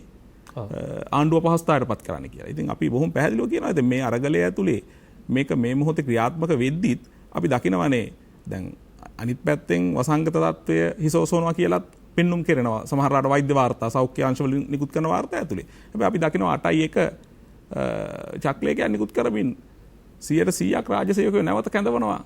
සියලු රාජ්‍ය සේවකයෝ නැවත කැඳවනවා මේ සේවයට. ඒ විතරක් නෙවෙයි 8.2 නැවත ලිපියක් නිකුත් කරලා අධ්‍යාපන ලේකම්වරයා අධ්‍යයන සහ අනධ්‍යයන කාර්ය මණ්ඩල සේවයට කැඳවන පාසල් තුරට. එතකොට ඒ තත්ත්වයන් හැම අපිට හිතා ගන්න බෑනේ මේ වසංගතේ එහෙම ලොකු ගැටලුවක් වෙලා තියෙනවා කියලා. ඉතින් එවැනි තත්ත්වයක් යටතේ තමයි අපි අරගලේ කරන්නේ. එතකොට සියලු රාජ්‍ය සේවකයෝ නැවත සේවයට කැඳවනවා. අධ්‍යයන සහ අනධ්‍යයන සේවක මණ්ඩල පාසල් තුරට කැඳවනවා. ඉතින් එවැනි තත්ත්වයකට අපි කොහොමද විශ්වාස කරන්නේ දැන්? එතකොට සෞඛ්‍ය අංශ සහ රජයේ ක්‍රියාකාරීත්වයන් අතරත් පරස්පරයක් තියෙනවා. එතකොට අනිත් පැත්තෙන් අපිට චෝදනාවක් එල්ලෙනවා මේ වසංගත තත්ත්වය පැතිරවීම සඳහා නැත්නම් මේ වසංගත තත්ත්වය වාහක හැටියට ක්‍රියාත්මක වෙනවා කියන කාරණේ. ඒක පිළිගන්නේම නැහැ. අපි පිළිගන්නේම නැහැ. අපි පැහැදිලිව ආණ්ඩුවට කියනවා. ඉතින් එයාලගේ කටයුතුත් එකකතාවයෙන් තමයි අපි මේ වැඩේ යන්නේ. ඒගොල්ලෝ අපිව සේවයට කැඳවලා තියෙන්නේ මේ මොහොතේ. අධ්‍යයන සහ අනධ්‍යයන කාර්යමාල සේවයට කැඳවලා තියෙනවා. කාර්යාලයක වැඩ කිරීමේ කාර්යයයි. ඒක ඇති වෙන අපි කියමුකෝ වැඩ කිරීමේ පරිසරය කියලා. ඒ කාර්යාලයක වැඩ කිරීමේ පරිසරයට යම් තාක් දුරට පාලනය වෙන්න පුළුවන්. අතසේදීම සහ දුර හැබැයි මේ මහජන උද්ඝෝෂණයක් කියන කාරණේදී ඒ මිනිස් හැසිරීම් දෙකක් නේ. දැන් වැඩ කරන ආයතනික සංස්කෘතියයි මොන හරි උද්ඝෝෂණයක තියෙන මේ හැසිරීමයි දෙකක් නේ. එතකොට පැහැදිලිව දෙකක්. ඒ නිසා අපි උත්සව අවස්ථා මංගල උත්සව අවස්ථා වලට දෙනවද නැද්ද කියන කාරණා වෙනම එහෙම තියෙනවා. ඒවා සීමා කරන්නේ ඒකයි. ඒක බැහැර කරන්න වෙනවා. ඔව් ඒක හරි. දැන් අපි මෙතුමා කලින් පැහැදිලි කරා වගේ අපි මේ අරගල භූමිය ඇතුළතදී අපි පුළුවන් තරම් සෞඛ්‍ය ආරක්ෂිත පිළිවෙත් අනුගමනය කරමින් මේ කටයුත්ත කරන්න උත්සාහ දරමින් ඉන්නවා. ඔබ කියන කාරණේත් අපි පිළිගන්නවා. ඒ කියන්නේ වැඩ භූමියක වැඩ කිරීමයි උද්ඝෝෂණයක හැසිරීමයි වෙනස් වෙන්න පුළුවන්. නමුත් අපි මීට කලිනුත් පැහැදිලි කරා මේ උද්ඝෝෂණය මේ මොහොතේ මෙතනට කැඳවන්නේ අර අඬන් ඉන්න මිනිහට ඇහැට ඇඟිල්ලෙන් අයිනවා වගේ කාර්යභාරයක් කරලා. ඒ කියන්නේ ආණ්ඩුව පිටිරේ හේතු කරලා කොහොම හරි මේ තමන්ගේ වුණාව ඉටු කරගන්න තමයි මේ හදන්නේ. නෑ වෘත්තීය සමිති පැත්තට එහෙම චෝදනා කරන්න පුළුවන් වගේම අපි පැහැදිලිව චෝදනා කරනවා මේ මොහොතේ මේ අරගලය භූමියට ගේන්නේ මේ සටන් බිම මේ විදිහට මෙතන නිර්මාණය කරන්නේ මේ ආණ්ඩුවේ ක්‍රියාකාරීත්වය. ඇයි 24ක් ඉවසුවා නම් ඔබතුමාලට මාස 6ක් මේ වසංගතය පාලනය නම් ඉවසන්න බෑ කියලා කියන්නේ? ඔව් දැන් ඔය වගේම තව මතුවෙන කාරණයක් තමයි මේ අරගලය ගෝඨාභය රාජපක්ෂ ආණ්ඩුව තුල නිර්මාණය වෙච්ච අරගලයක්ද කියන කාරණේ. මේක වසර 24ක් තිස්සේ අපි බොහොම පැහැදිලිව කියනවානේ මේක මේ අවුරුදු එකමාර ප්‍රශ්නයක් නෙවෙයි මේ. අටුපිෂපත අර්බුදය. වසර 24ක් තිස්සේ නේ. ඒකයි ඒ චෝදනාව අපිට එන්න විදිහක් නැහැ. නමුත් අපි පැහැදිලිව කියන්න ඕන කාර්යය තමයි පවතින පාලනය විසින් ඒ විසඳිය යුතුයි. රටේ තියෙන අර්බුද පවතින පාලනය විසින් විසඳිය යුතුයිනේ. වසර 24ක් මේක ඇදිමින් ආපු එක හරි. ඔබතුමා ප්‍රශ්න කරන කාරණේ තමයි ඇයි තව මාස 6ක් ඉවසන්න බැරි කියන කාරණේ. ඔව් අවුරුදු 24ක් ගුරුවරු බොහොම සංවේදී ලෙස මේ ප්‍රශ්නේ ඉවසුවා. එතකොට එහෙම ඉවසපු ගුරුවරුන්ට තමයි යම් අවස්ථාවක යම් අරගලයකදී ඒගොල්ලෝ ඊටාම අසාධාරණ විදිහට ඒගොල්ලන්ට පහර දීලා ඊට පස්සේ ගිහිල්ලා නිරෝධායන කඳුරු වල ගාල් කරන්නේ. ඒ විතරක් නෙවෙයි එතනින් එහාට නවතින්නේ නැහැ මේ කාර්යය. එතනින් එහාට අපි දකිනවා මේ විවිධාකාරයෙන් දේශපාලඥයෝ ගුරුවරුන්ට විවිධ පරිභව කරන්න පටන් ගන්නවා. ඒක තමයි ගුරුවරුන්ට ලොකුවටම බලපාපු කාරණේ. ඒ අද වෙනකොට අපි පැහැදිලිව කියනවා මේක වෘත්තීය සමිති මෙහෙවන අරගලයකටත් එහා ගිහිල්ලා ස්වාධීන ගුරුවරයා මේ භූමියට බැහැලා ඉන්නේ. වෘත්තීය සමිතිය ඇදගෙන යන්නේ මේ වෙනකොට ගුරුවරයා විදුහල්පතිවරයා මේ ප්‍රශ්නේ දැන් මේ වෙනකොට වෘත්තීය සමිති ඉදිරියට තල්ලු කරමින් යන්නේ ඒගොල්ලෝ. බොහොම පැහැදිලි අපි මේක ටිකක් උණුසුම් සංවාදයක් බවට පත් වෙන ඉඩ තියෙනවා. ගුරුවරයාගේ සටන බේරිය යුතුයි. ගුරුවරයා රැකගත යුතුයි. රටක අනාගත නිෂ්පාදනයේදී අනාගත මිනිසා නිෂ්පාදනය කර ගැනීමේදී ප්‍රමුඛයා බවට පත් වෙන ගුරුවරයා ගුරු භූමිකාව අතිශය වැදගත්. හැබැයි ඒ ගමන්ම මහජන සෞඛ්‍ය මහජනයා සෙසු අයගේ ජීවිත ඔවුන්ගේ ආදායම ඔවුන්ගේ මොකද වෙන්නේ? කවුද මේ රටේ ආහාර නිෂ්පාදකයාට ගොවියාට තව සෙසු ජනයාට කවුද ගෙවන්නේ? මොකක්ද ඔවුන්ගේ ජීවිතය සම්බන්ධ තියෙන ප්‍රශ්න නිසා අපි සමස්ත ජනතාව හැටියට අපිට ප්‍රශ්නයක් නැද්ද? මේ වගේ ප්‍රශ්න බොහොමයක් ඇතුලේ ශ්‍රී ලංකාව තියෙන්නේ. දවසින් දවස සමාජ ප්‍රශ්න දේශපාලනික ප්‍රශ්න වැඩි වෙනවා, කතා බහ කරනවා. වසංගතය ඉතාම වේගයෙන් ආය ව්‍යාප්ත වෙනවායි කියලා කියනවා. බලමු මේ කතාවේ කෙලවර කොතෙන්ට යයිද කියලා. ඔබ එන්නේ ගුරු සටන සමගයි. අපි යනවා පළමු විරාමයට රැඳෙන්න අප සමග. ඔබ නැවතත් නින්නාද සජීවී සංවාදය සමගයි මේ එක්වන්නේ. අපි අද දවසේ අවස්ථාව ලබා දීලා තියෙන ගුරු සටනට. ඉතින් ඊටාම ශක්තිමත්ව වේගවත්ව මහ විශාල ජන බලවේගයක් නගර වෙත ඇදෙනවා. ආපහු ඊටාම දුෂ්කර ප්‍රදේශවලින් කොළඹට යනවා. කොළඹ වට කරනවා. කොළඹ මේ බාධක දානවා. බාධක කඩාගෙන යනවා. මේ හැම දෙයක් ඇතුළෙම තව පැත්තකින් අවදානමක් ගන්නවා. ඒ කියන්නේ කොවිඩ් නිසා මරණ සංඛ්‍යාව වැඩි වෙමින් පවතිනවා. දැන් මේක නොදැනගෙන නෙවෙයි, මේක බොරුවක් නෙවෙයි. ඒ නිසා අපිට මේක බේරගන්න තියෙන්නේ කොහොමද කියලා යලි හිතන්න වෙනවා. එතකොට දැන් මේ තරම් කලබලයක් ආවේ. මේ තරම් මේ මහා හඬක් නගන්නේ දැන් මේ කිසියම් ආපදා අවස්ථාවකදී යම් දේවල් දිනා ගන්න පහසුයි කියලා මතයක් හැදිලා තියෙනවා. ඒකට මේ වෙලාව තමයි හොඳම වෙලාව ප්‍රිද්දන්න. අර ඒ නිසා මේ වෙලාවේ තමයි දැන් ගන්නව නම් ගන්න පුළුවන්. ඒකට මොකක් හරි ප්‍රශ්න නිසා අපිට අපේ කරහ ලැබෙයි කියලා. ඒ අරමුණ මේ තරම් මේ ආණ්ඩුව රිද්දන්න හදන්නේ මේ අපහසුතාවයට පත් කරන්න හදන්නේ පොලිසිය සහ අනිකුත් පරිපාලන ක්ෂේත්‍රයේ සෞඛ්‍යාංශ. ඇත්තටම අපි කිසිසේත්ම මේ කියන වසංගත තත්ත්වය නැත්නම් මේ ආපදා තත්ත්වය යටතේ මේ අරගලය දිනාගත යුතුයි කියන තැන නැහැ. ඒක පාවා දෙන්නේ නැහැ. එහෙම කරන්නේ නැහැ. මොකද මේ ප්‍රශ්නේ එක පැත්තකින් සමහර අය විග්‍රහ කරන්නේ මේක ගුරුවරුන්ගේ වැටුප දිනා ගැනීමේ ප්‍රශ්නයක් කියලානේ. ඒක විතර නෙවෙයි. මේකේ මම පැහැදිලිව අපි මේකේ ප්‍රවේශයන් තුළම දැක්ක කාරණා ප්‍රධාන කාරණා තුනක් තියෙනවා. එකක් තමයි එකක් වැටුප. ඊට පස්සේ ළමයින්ට අධ්‍යාපනය ලැබුණේ නැහැ මේ කාලේ. ඒකට ළමයින්ගේ අධ්‍යාපනය සම්බන්ධව අපි ගුරු සංගම් විදියට හඬ නැගුවා. අපි අවසාන බලලා මොකද ඔන්ලයින් අධ්‍යාපනය තමයි ගුරුවරු දුන්නේ, ආණ්ඩුව දුන්නේ නැහැ. ඒකම අපි දන්නවා ඒ කාලය තුල ගිය අවුරුද්දේ මේ ජූලි මාසේ ලෝක බැංකුවෙන් දුන්නා මුදලක් රුපියල් ලක්ෂ 9800ක් දුන්නා මේ කොවිඩ් තත්ත්වයේ යටතේ අධ්‍යාපනය පවත්ව ගන්න කියලා අධ්‍යාපන අමාත්‍යාංශයට දුන්න ලක්ෂ 9800ක්. ඒකට මේ මුදලින් ආණ්ඩුව මොනවත් කරෙත් නැහැ. ඒකට ළමයින්ගේ අධ්‍යාපන සම්පූර්ණයෙන්ම නැති වෙලා තියෙනකොට අපි විශේෂයෙන්ම අපි ලංකා ගුරු සංගමයේ විදියටම ළමයින්ට අපි සංගණනයක් කරා. අපි විමර්ශන විශේෂම පරීක්ෂණයක් කරා. ඒකට අනුව අපට තහ වුණා 39% ඔන්ලයින් හරහා අධ්‍යාපනය ලබන්නේ. ඒකේ ඔන්ලයින් අධ්‍යාපනයේ ප්‍රශ්න තියෙනවා කියන එක අපිට තහ වුණා. අපි ඒ හින්දාම දැන් සාමාන්‍ය රටේ අපි පිළිගෙන තියෙනවා ළමා අයිතිවාසිකම් පිළිබඳ ප්‍රඥප්තිය. ඒකේ පැහැදිලිවම ආණ්ඩුවක් ළමයින්ට අධ්‍යාපන දීම ආණ්ඩුවේ වගකීමක් විදිහට 27 28 වගන්තිවල පැහැදිලිවම තියෙන ආණ්ඩුව අත්සන් කරලා තියෙනවා 1987. එතකොට ළමයින්ට අධ්‍යාපනය අහිමි වෙනවා නම් ආණ්ඩුවට විරුද්ධව ඒ සම්බන්ධව අපි ශ්‍රී ලංකා මානව හිමිකම් කමිෂන් සෑම ශාඛාවකම පැමිණිලි කරා. නමුත් දැන් අපි ප්‍රියන්ත මහත්මයා දැන් මේ ප්‍රශ්නේදී ටිකක් වෙනත් විදිහට කල්පනා කරන්න බැයිද? දැන් පාසලක් විවෘත කරන්න පුළුවන් නම් විවෘත කරනවානේ. දැන් පාසල දැන් අපි දන්නවා කෙනෙකුට තමන්ගේ විවාහ මංගල්‍ය කරගන්න බෑ කියලා ඒ තමන්ගේ කැමැත්ත ඒක. තමන්ගේ අයිතිය. තව කෙනෙකුට පන්සලකට යන්න බෑ, පල්ලියකට යන්න බෑ. මේ ආගම ඇදීමේ අයිතිය. හැබැයි මේ හැම දෙයක්ම යටත් මේ ගෝලීය වසංගතයට. දැන් මේකෙදි පාසල ඇරලා අධ්‍යාපන අමාත්‍යවරයා කියන කවුද මේ අවදානම ගන්නෙ? විදුහල්පති ගන්නවද? ගුරුවරයා ගන්නවද? දැන් එතකොටම මේ අපේ එන්නත් කරන වැඩසටහන පටන් ගත්තා. දැන් එන්නත් කිරීමෙන් පස්සේ මේ පාසල විවෘත කරන්න උත්සාහයක් දරනවා. දැන් ඒක ආණ්ඩුව හිතාමතා මේ පාසල අරින්න නැතුව හිතුවා කියලා අපි පාසල අරින්න කියන එක කොතනවත් කිව්වේ නැහැ. හැබැයි පාසල් අරින්න නැතුව යුරෝපයේ වුණත් දැඩිව වසංගතය පැතිරිච්ච ඉතාලිය ස්පාඤ්ඤ වගේ රටවල් හිටන් මේ අධ්‍යාපනය අඛණ්ඩව පවත්වාගෙන යන්න එයාලා වැඩි කැපකිරීමක් කරා. අපේ රටට ආධාර දීලත් ඒ කැපකිරීම නොකර විශේෂයෙන් මේවට ක්‍රම තියෙනවා. සල්ලි දුන්න ක්‍රම කියන්නේ ක්‍රම කිව්වද ඔබතුමාලා? අපි සාකච්ඡාවකදී සුසිල් ප්‍රේමජයන්ත ඇමතිවරයා එක්ක තමයි මොකද කතා කරන්නේ අපේ අධ්‍යාපන ඇමතිවරයා කතා කරේ නෑ මේ දැන් ගැහුවට පස්සේ තමයි කතා කරන්නේ. ඇත්තටම කතා කරේම නෑ. සුසිල් ප්‍රේමජයන්ත ඇමතිවරතුමා එක්ක අපි කතා කරා. අපි යෝජනා දුන්නා. මොකද අපි ක්‍රමවේද 4ක් යෝජනා කරා. ඊට පස්සේ ඒ 4 දැන් ඒවා මේ කොවිඩ් යටතේ කරන්න පුළුවන් දේවල්. ඒ අධ්‍යාපන කට්ටලයක් දීම, මොඩියුල් සිස්ටම් එක ඊළඟට අර මේ සංචාරක බුබුලු කියන ඒක පාවිච්චි කරන්න පුළුවන් අධ්‍යාපනයේට.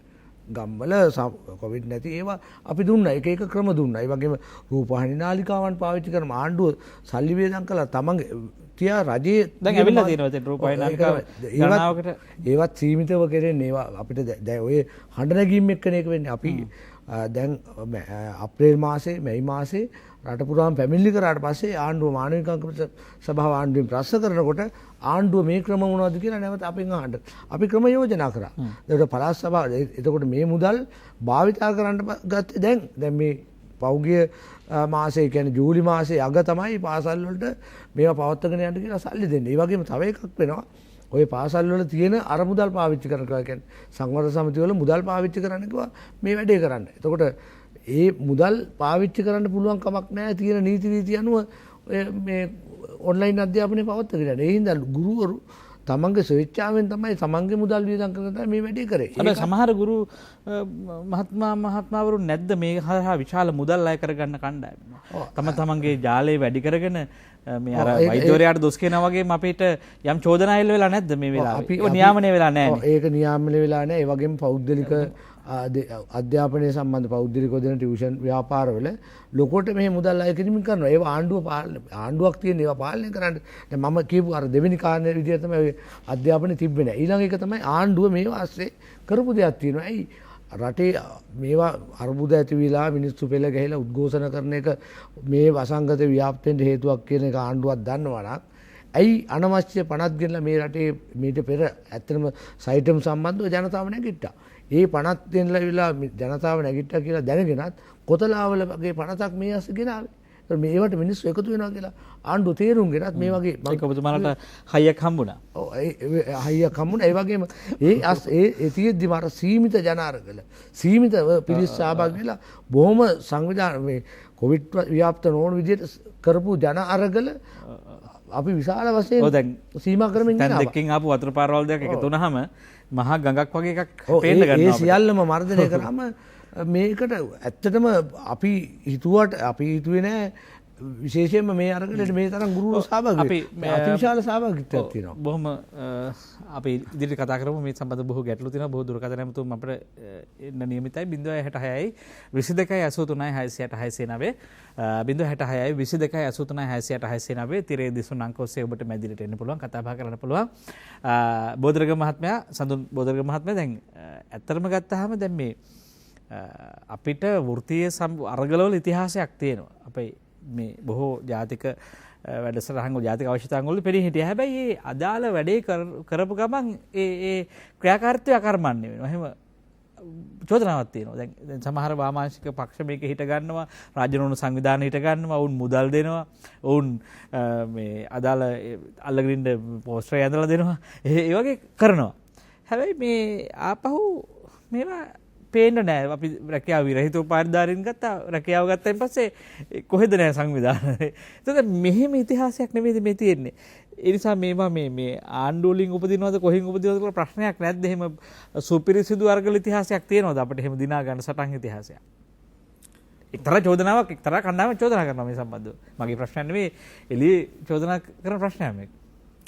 ඔව්.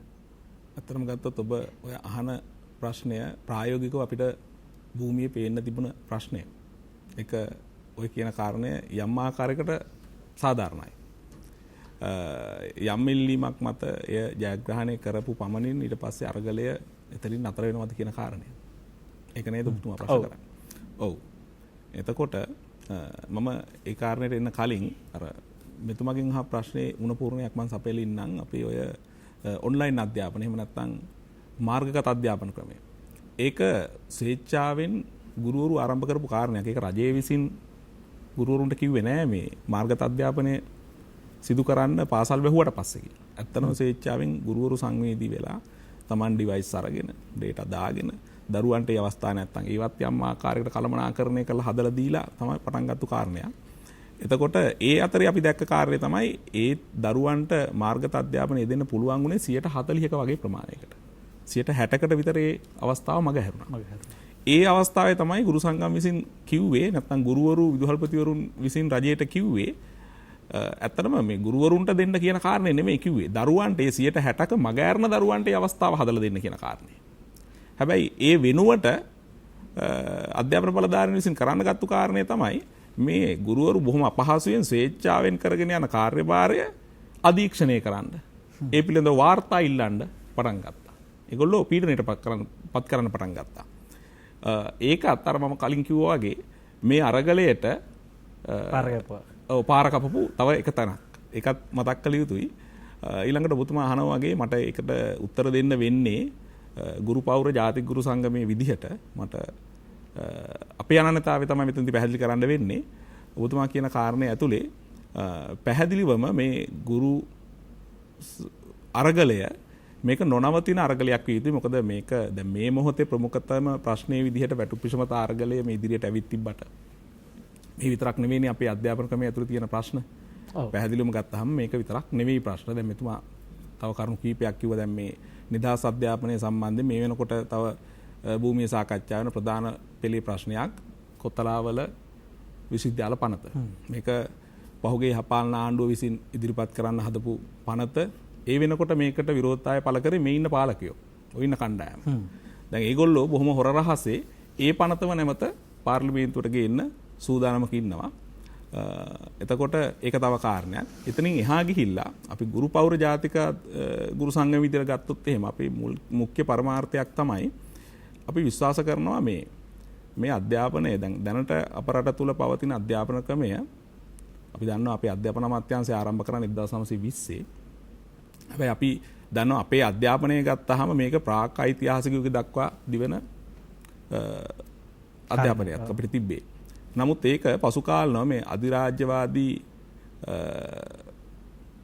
යටත් කිරීම වලින් පසුව ඒගොල්ලෝ විසින් මේක එයාලගේ අරමුණු සන්තර්පණය සඳහා නැත්නම් අධිරාජ්‍යවාදී අරමුණු සන්තර්පණය සඳහා ගැළපෙන විදිහේ අධ්‍යාපන ක්‍රමයක් බවට පරිවර්තනය කරනවා. එතකොට ඒක ඇතුලේ අපි දකිනවා එක වෙලාවක කෝල්බ්‍රූක් ප්‍රතිසංස්කරය ඇතුලේ කියවෙනවා පැහැදිලිව කියනවා මේ යුරෝපීය ගති පැවතුම් වෙත ස්වදේශීය ජනයා නැඹුරු කර ගැනීමේ අධ්‍යාපනය ක්‍රමයක් විදිහට මේක වෙනස් කරනවා කියලා. තව වෙලාවකට අධිරාජ්‍යවාදීන්ගේ උපාය මාර්ග විශේෂඥයෙක් වෙච්ච මැකෝලි සාමි එයා කියනවා ආසියාතිකරේ රටවල කුඳුනාරටිය එයාලගේ තියෙන අධ්‍යාත්මික හා සංස්කෘතික බැඳීම් ඒවා විනාශ කිරීම සඳහා ඒවා වෙනස් කිරීම සඳහා මේ අධ්‍යාපන ක්‍රමය වෙනස් කළ යුතුයි. එසේ නොවන්න ඒ රටවල් යටත් කරන්න බෑ කියලා. ඒ ආකාරයට මේගොල්ලෝ මේ අපේ රටේ තිබුණු අධ්‍යාපන ක්‍රමයේ මේ ස්වදේශීය අධ්‍යාපන ක්‍රමය වෙනස් කරනවා. මට මොහොතකට අවස්ථාව දෙන්න වැලිගමට යන්න. වැලිගමින් ගාමිණි මහත්මයා ඔබ අපිට කතා කරන්නේ අයබෝවන්. අයබෝවන් මහත්තයා. ඔව් ගාමිණි මහත්මයා. ඔබගේ ගැටළු යොමු කරන්න. අයබෝවන් මහත්තයා. ඔව් ඔබගේ ගැටළු යොමු කරන්න. අයබෝවන් ගමක මහත්තයා මේ මම කියන්නේ මම අහන්නේ මේ මාතු දෙන්නගේ මහන්නේ. මේ ගුරුවරු කියන්නේ විශේෂිතම කොටසක් මේ රාජ්‍යයක් වුණාට විශේෂිතම සේවයක් කරන කොටසක් තමයි ගුරුවරු කියන්නේ. අපි ඒ කාලේ ගුරුවරයෙකුට අද දැක්කත් අපි ඉස්කෝලෙන් ආවලා අවුරුදු 40කට 50කට අද දැක්කත් අපි ගුරුවරුන්ට ගරු කරනවා. දැන් අද තියනවාද? මම කියන්නේ ගුරුවරුවද මේ අර මොළ හොදලා කියන ඒ වගේ දැන් ඔය ස්ටාලින් ජෝසප් ස්ටාලින් කියන කෙනා කතාව මට නම් හිතෙන්නේ මේ සත්‍යවාදයක්ද කියලා මේක අර ප්‍රභාකරන් තුවක්ෙන් කියන සත්‍යවාදයේ ධර්ම සත්‍යවාදයක් කියනවා කියලා මට නම් හිතෙනවා. මේ ඒ කියන්නේ ඒ කට්ටිය රැවටිලා ඉන්නවා කියලා මට නම් හිතෙන්නේ. ගුරුවරු මෙහෙම කාටවත් රැවටෙන්න ඕනේ නැහැ. තමන්ගේ දරුවන් අපේ රටේ අනාගතය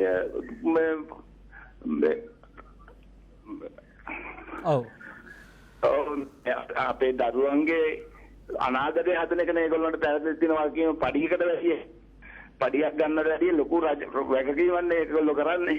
ඇයි ඒක පල්ලෙහාට දාන්න කියලා මේ පාට මේ සත්‍තර රටක් ඇත්තටම මේ වැඩ කරන කට්ටිය රටක් නැවතුවට එච්ච ප්‍රශ්නයක් නැහැ. අපි ගුරුවරු රට නැවතුවෙන් පස්සේ ලෝකේ බලන් ඉන්නේ විසුද්ධි කරනවානේ මේ අපේ මේ නොදියුණු જાතියක් කියලා. ගුරුවරු මේ රට කරනවා. පැහැදිලි. ඔව්. ඔබ සුතේ දැන් ලොකු ප්‍රශ්නේ මොළයේ හේතිකට අහුවෙලා කියලා මට නම් හිතෙන මේගොල්ලොන්ගේ. ඔව් බොහොම සුතේ අපේ කාගෙන්ද ප්‍රශ්න අහන්නේ කියලා ඔබතුමාලට යොමු කරන්නේ. අපි උත්තර දෙන්නටම අවස්ථාව තියෙනවා. අපි මෙතුමා ළඟට හිටියේ මෙතුමාගේ ප්‍රශ්නේ ඉවර කරලා निराකරණය කරපුවා කීමේ හිටපු කාරණේ निराකරණය කරගෙනම ප්‍රශ්නෙට උත්තරය ලබා දෙමු. 066 22 83 68 89.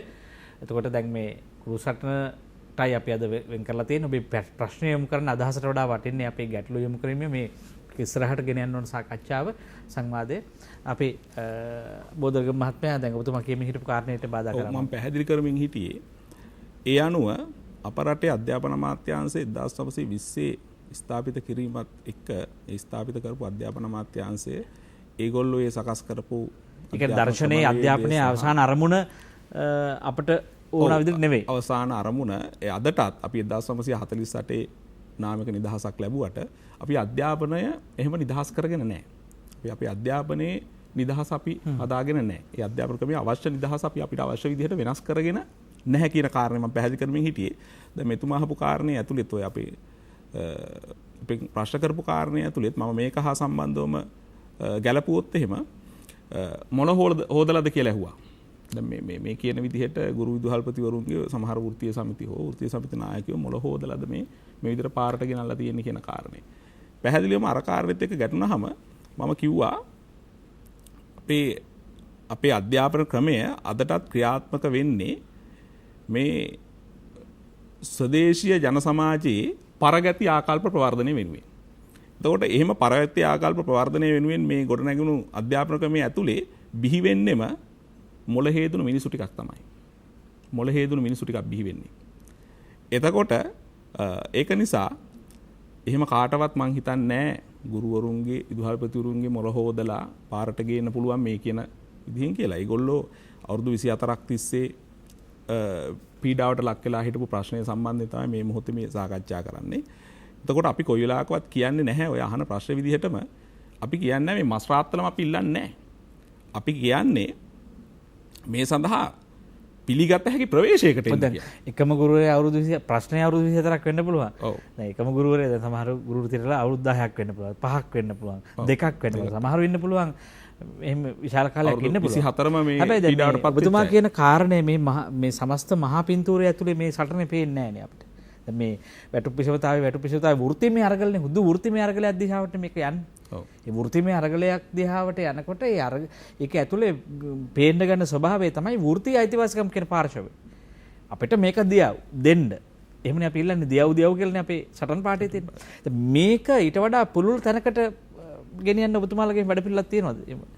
මේ පාර්ශවයෙන් දැන් මේ ගුරු සංගමේ පාර්ශවයෙන් ගත්තොත් එහෙම දැන් ඔය ප්‍රශ්නෙට උත්තරයක් දෙන්න පුළුවන්. උත්තරයක් දීලා ඔව්. නැවත එන්නම් මම. දැන් ඇත්තටම මං හිතන්නේ මේ එතුමලාගේ ස්ටාලින් සහෝදරයාගේ නම කියපු නිසා ඔබතුමාගේ ගුරු සංගමයට වඩා අදාළයි. මොකද ඇත්තටම මේ අරගලය අපි ගෙනියන ස්වභාවය දිහා බැලුවම ස්ටාලින් සහෝදරයන් මං හිතන්නේ ඒක තේරුම් ගන්නවා නම් කවුරුවත් රටේ ජනතාව අපිට ඇඟිල්ල දික් කරන්නේ අපි මේ ගෙනියන්නේ ඇත්තටම ගිය 2020 අවුරුද්දේ මේ රටේ දරුවන්ට දවස් 43යි අධ්‍යාපනය ලැබිලා තියෙන එකත් ක්‍රමවත්ව ලැබුණේ නැහැ. එතකොට මේ අවුරුද්දේ දැනට එක වාර දෙකක් පවත්වලා තියෙනවා. දින 120කට ආසන්න ප්‍රමාණයක් පාසල් පවත්වන්න ඕනකම තියෙනවා. හැබැයි බස්නාහිර ළමයින්ට එක දවසයි එකේ දෙකේ ළමයින්ට එක දවසයි පාසල් පවත්වලා. අනිත් අය ගත්තම දවස් 36යි පාසල් පවත්වලා තියෙන්නේ. එතකොට මේ රටේ අධ්‍යාපන අහිමිවීම මේක ඇතුලේ කතා කරනවා කියන එක මේ මම හිතන්නේ සමස්ත සාමාන්‍ය ජනතාව තේරුම් ගත යුතුයි. අපි කියන්නේ මේ රටේ ළමයින්ට අධ්‍යාපන අපි මේ වෙලාවේ ඇත්තටම දැන් අපි ළමයින් කාලයක් පාසල් වහලා තියලා දැන් ළමයින් පාසල් එන්න පටන් ගත්තට පස්සේ වර්ජනය කරා නම් මේ රටේ ළමයින්ගේ අධ්‍යාපනය කඩාකප්පල් කරනවා. ඒක දෙන්නවත් මෙච්චර කාලයක් ගෙදර ඉඳලා දැන්වත් පටන් ගත්තට පස්සේ අධ්‍යාපනය දෙන්න උත්සාහ කරන්නේ නැහැ කියලා චෝදනා කරනවා. මේ පාසල් පැවැත්වෙන ළමයින්ට හානියකුත් නැහැ මේ වෙලාවේ. අපි වර්ජනය කරන්නේ අපි වෘත්තීය ක්‍රියාමාර්ග ගන්නේ මේ කියන වටපිටාව තුළ.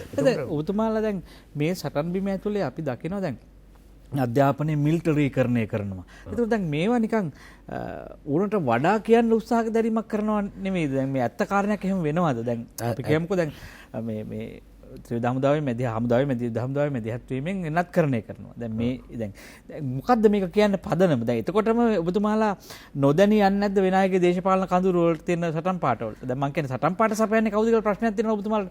අර්ගලය බොහොම පාරිශුද්ධ අර්ගලයක් වෙන්න පුළුවන්. ගුරු භූමිකාවේ තියෙන මේ ගැටලු ටික විසඳගත යුතුයි. ගුරුවරයා ඉදිරියට පැමිණිය යුතුයි. හැබැයි මේ වෙන අය මේ සටන් පාට සපයද්දී දැන් මේ ඒවා පිළිගන්නවද ඔබතුමා? දැන් අපිට ඒක ප්‍රතික්ෂේප කරන්න වෙනවා. මොකද අපි මේක ගැන මේ විශේෂයෙන්ම කොතලාවල පනතත් එක්ක තමයි අපි අධ්‍යාපනයේ මිලිටරිකරණයක් ගැන කතා කරන්නේ. මේ අපි මතක ඇති මේට ඉස්සර අධ්‍යාපනයේ පෞද්ගලීකරණය කරන්න ගෙනාවු ගොඩක් වුණත් අපි පරාජය කරා. ඒකට ගුරුවරු විද්‍යාපතිවරු විදිහට අපි දායක වුණා වගේ. ශිෂ්‍ය ව්‍යාපාර මේක මැදිහත් වුණා. ඒ වගේම විශ්වවිද්‍යාල කතිකාචාර්යවරු, විශ්වවිද්‍යාල ආචාර්යවරු විශාල මැදිහත් වීමක් කරා. හොඳ ආසන්නම උදාහරණය තමයි සයිටම් පනත. මට මතකයි සයිටම් පනත පරාජය කරන්න රැස්වීම් වල මේ ආණ්ඩුවේ ඉන්න වාසුදේව නානායක්කාර ඇමතිවරයා ඩලස් සලාපෙරුම ඇමතුමා මම එකම වේදිකාවේදී මම චෝදනා කරලා තියෙනවා වාසුදේව නානායක්කාර ඇමතුමාට චෝදනා කරලා තියෙනවා ඒ ආණ්ඩුව කාලෙත් කියන්නේ 2015ට පෙර ඇමතිවරයා ඉද්දිත් සයිටම් පනත සකස් කරලා ඒවා ක්‍රියාත්මක කරන්න හැදුවා. ඒ කාලේ නිහඬ වෙදලා දැන් මේ වේදිකාවට නගින්නේ ඇයි කියලා. ඒ වගේම රජයේ වෛද්‍ය නිලධාරීන්ග සංගමයේ දිගටම සයිටම් පරාජය කරාට පස්සේ ඒක සයිටම් වගේ එකක් කරා මේ රටේ අධ්‍යාපනය පෞද්ගලීකරණය කරන්න බෑ කියලා ආණ්ඩුව දැනගෙන තමයි මේ ගේන්නේ කොතලාවල විශ්වවිද්‍යාලය අරා මේ වැඩි කරන්නේ. මේකේ සම්පූර්ණම අපි දිගටම චෝදනා කරන දෙයක් තමයි මේක ව්‍යුහය බලන්න පාලක සභාවල ව්‍යුහය සම්පූර්ණම මිලිටරි ව්‍යුහයක් තියෙන්නේ. එතකොට අධ්‍යාපනයට මේක ගැලපෙන්නේ නැහැ. අධ්‍යාපනයට ගැලපෙන්නේ නැහැ. අධ්‍යාපන නිවාහල් චින්තනයක් තියෙන මිනිස්සෙක් බිය කරන්නේ ඒ වගේ ක්‍රමවේදකින් අමාරුයි. ඔබතුමාලගේ ওই සටනේ ඉඳලා ඒ ප්‍රශ්නයක් එනකොට ඔබතුමාලා සංකල්ප වලට වගේ කියන නැද්ද? ඒවා සිතලුනේ. දැන් කවුරුවත් තුවක්කු තියලා උගන්නලා එහෙම නැහනේ. දැන් අපිට මේ දේශපාලනික වශයෙන් එක දේශපාලන මතවාද වලට දේශපාලන දෘෂ්ටීන් වලට යම් දේවල් අර්ථකථනය කරන්න පුළුවන්. නෑ අපි සිතලු නෙමෙයි පැහැදිලිවම පනත අපි බලලා ඉවරලා ඒ පනතේ ස්වභාවයත් එක්ක තමයි මේ විතර්ක ගේන්නේ. විශේෂයෙන්ම ඒක තුල තියෙනවා පරාජය කරපු සයිටම් පනත වෙනත් ආකාරයකින් තමයි මේ ගේන්න හදන්නේ. මේවයි ඒ සාකච්ඡාවල් කරන වටපිටාව තුළ මේ කොතලාවල විශ්වවිද්‍යාල විතරක් නෙමෙයි එතනින් එහාට මේකේ තව දේවල් විශ්වන මේ වෙනකොට සිතලු තව කාරණා ගොඩක් තියෙනවා. ආණ්ඩුව මේ වෙනකොට පෞද්ගලික පාසල් ආරම්භ කිරීම විශාල වශයෙන් ආරම්භ කරලා තියෙනවා. දැන් ඒ විවිධ දැන් මේක අපි මේ කොතලාවල පනතට හුදකලාව කරන අභියෝගයක් නෙමෙයි. පෞද්ගලික පාසල් මේ වෙනකොට විශාල වශයෙන් ආරම්භ කරන්න විවිධ ආයතන වලට ඉඩ දීලා තියෙනවා.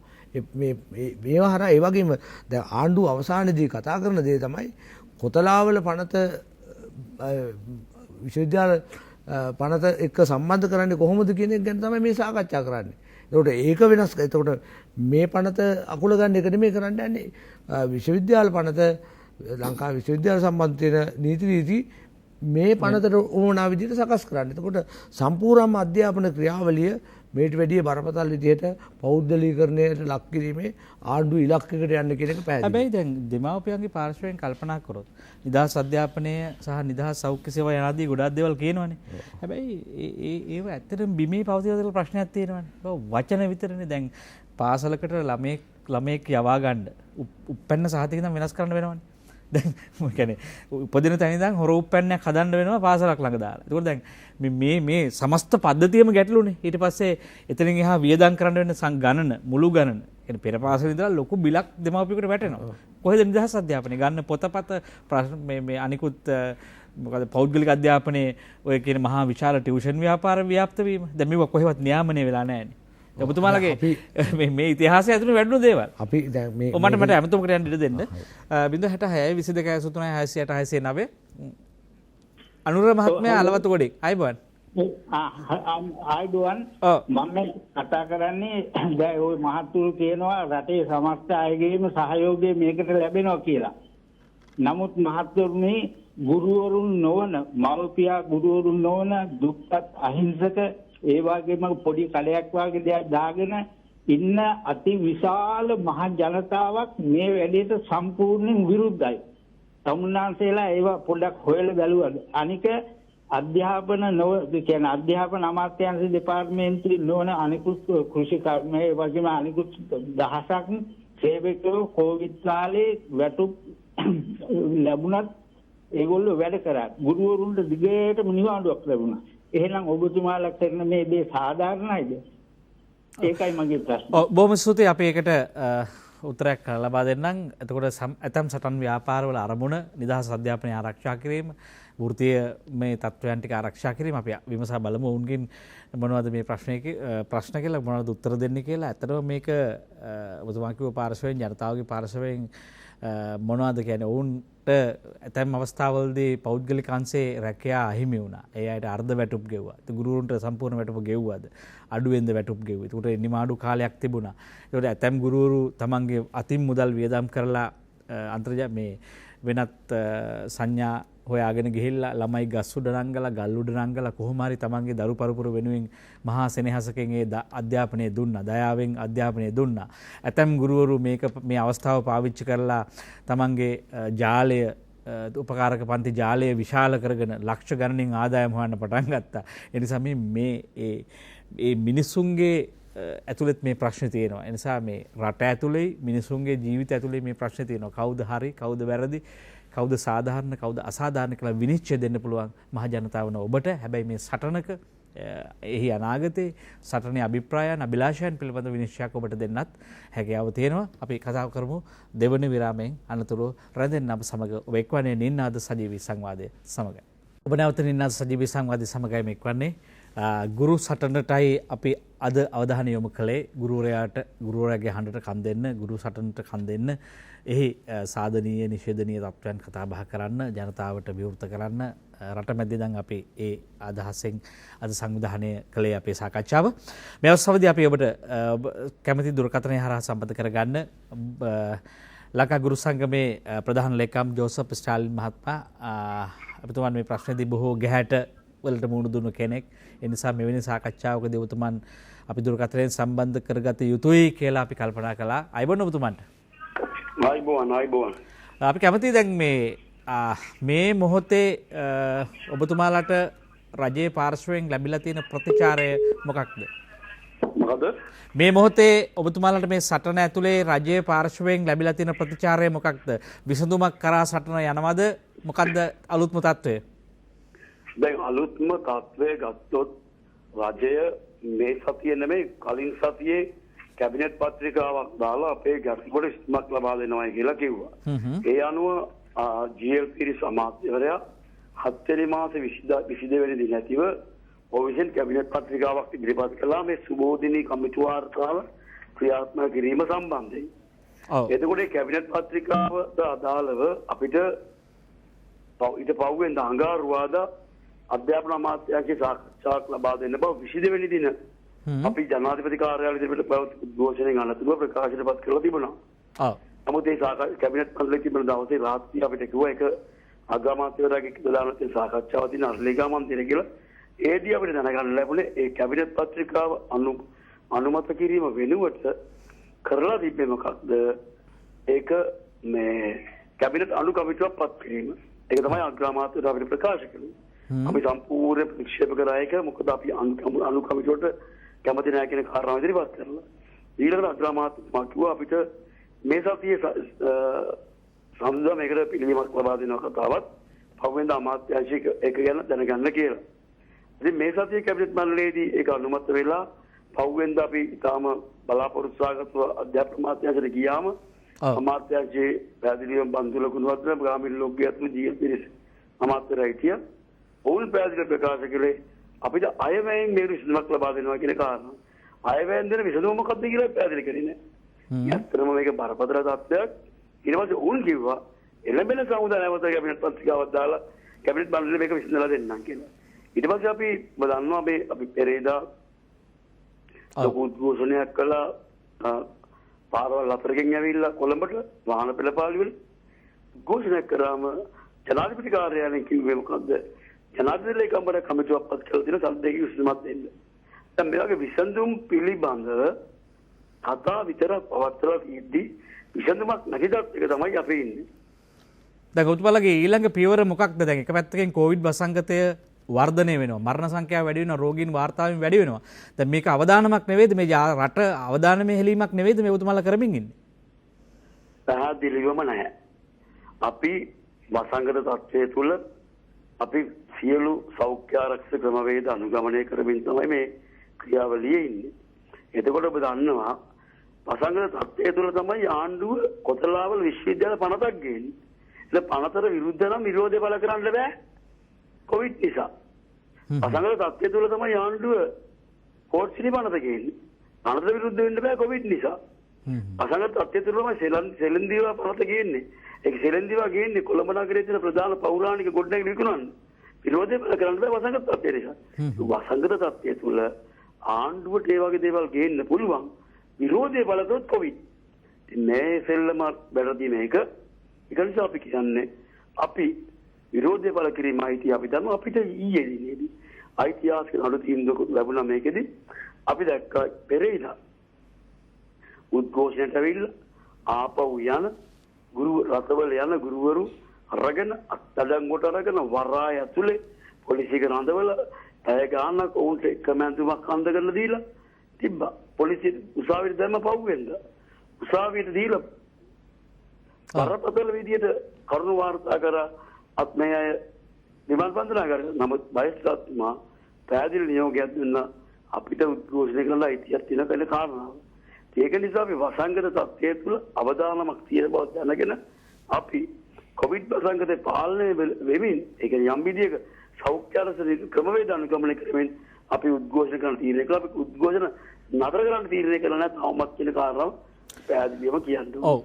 අතරම අවසාන ප්‍රශ්නය ඔබතුමාලාගේ හෙට දවසේ ක්‍රියාකාරීත්වය කුමක්ද? දැන් මේ බැරි වෙලාවත් රට වසා දැමීමේ තත්වයකට යන්න සිද්ධ වුණොත් දැන් ලෝකේ රටවල් බහන තත්වයට ඇවිල්ලා තියෙනවා.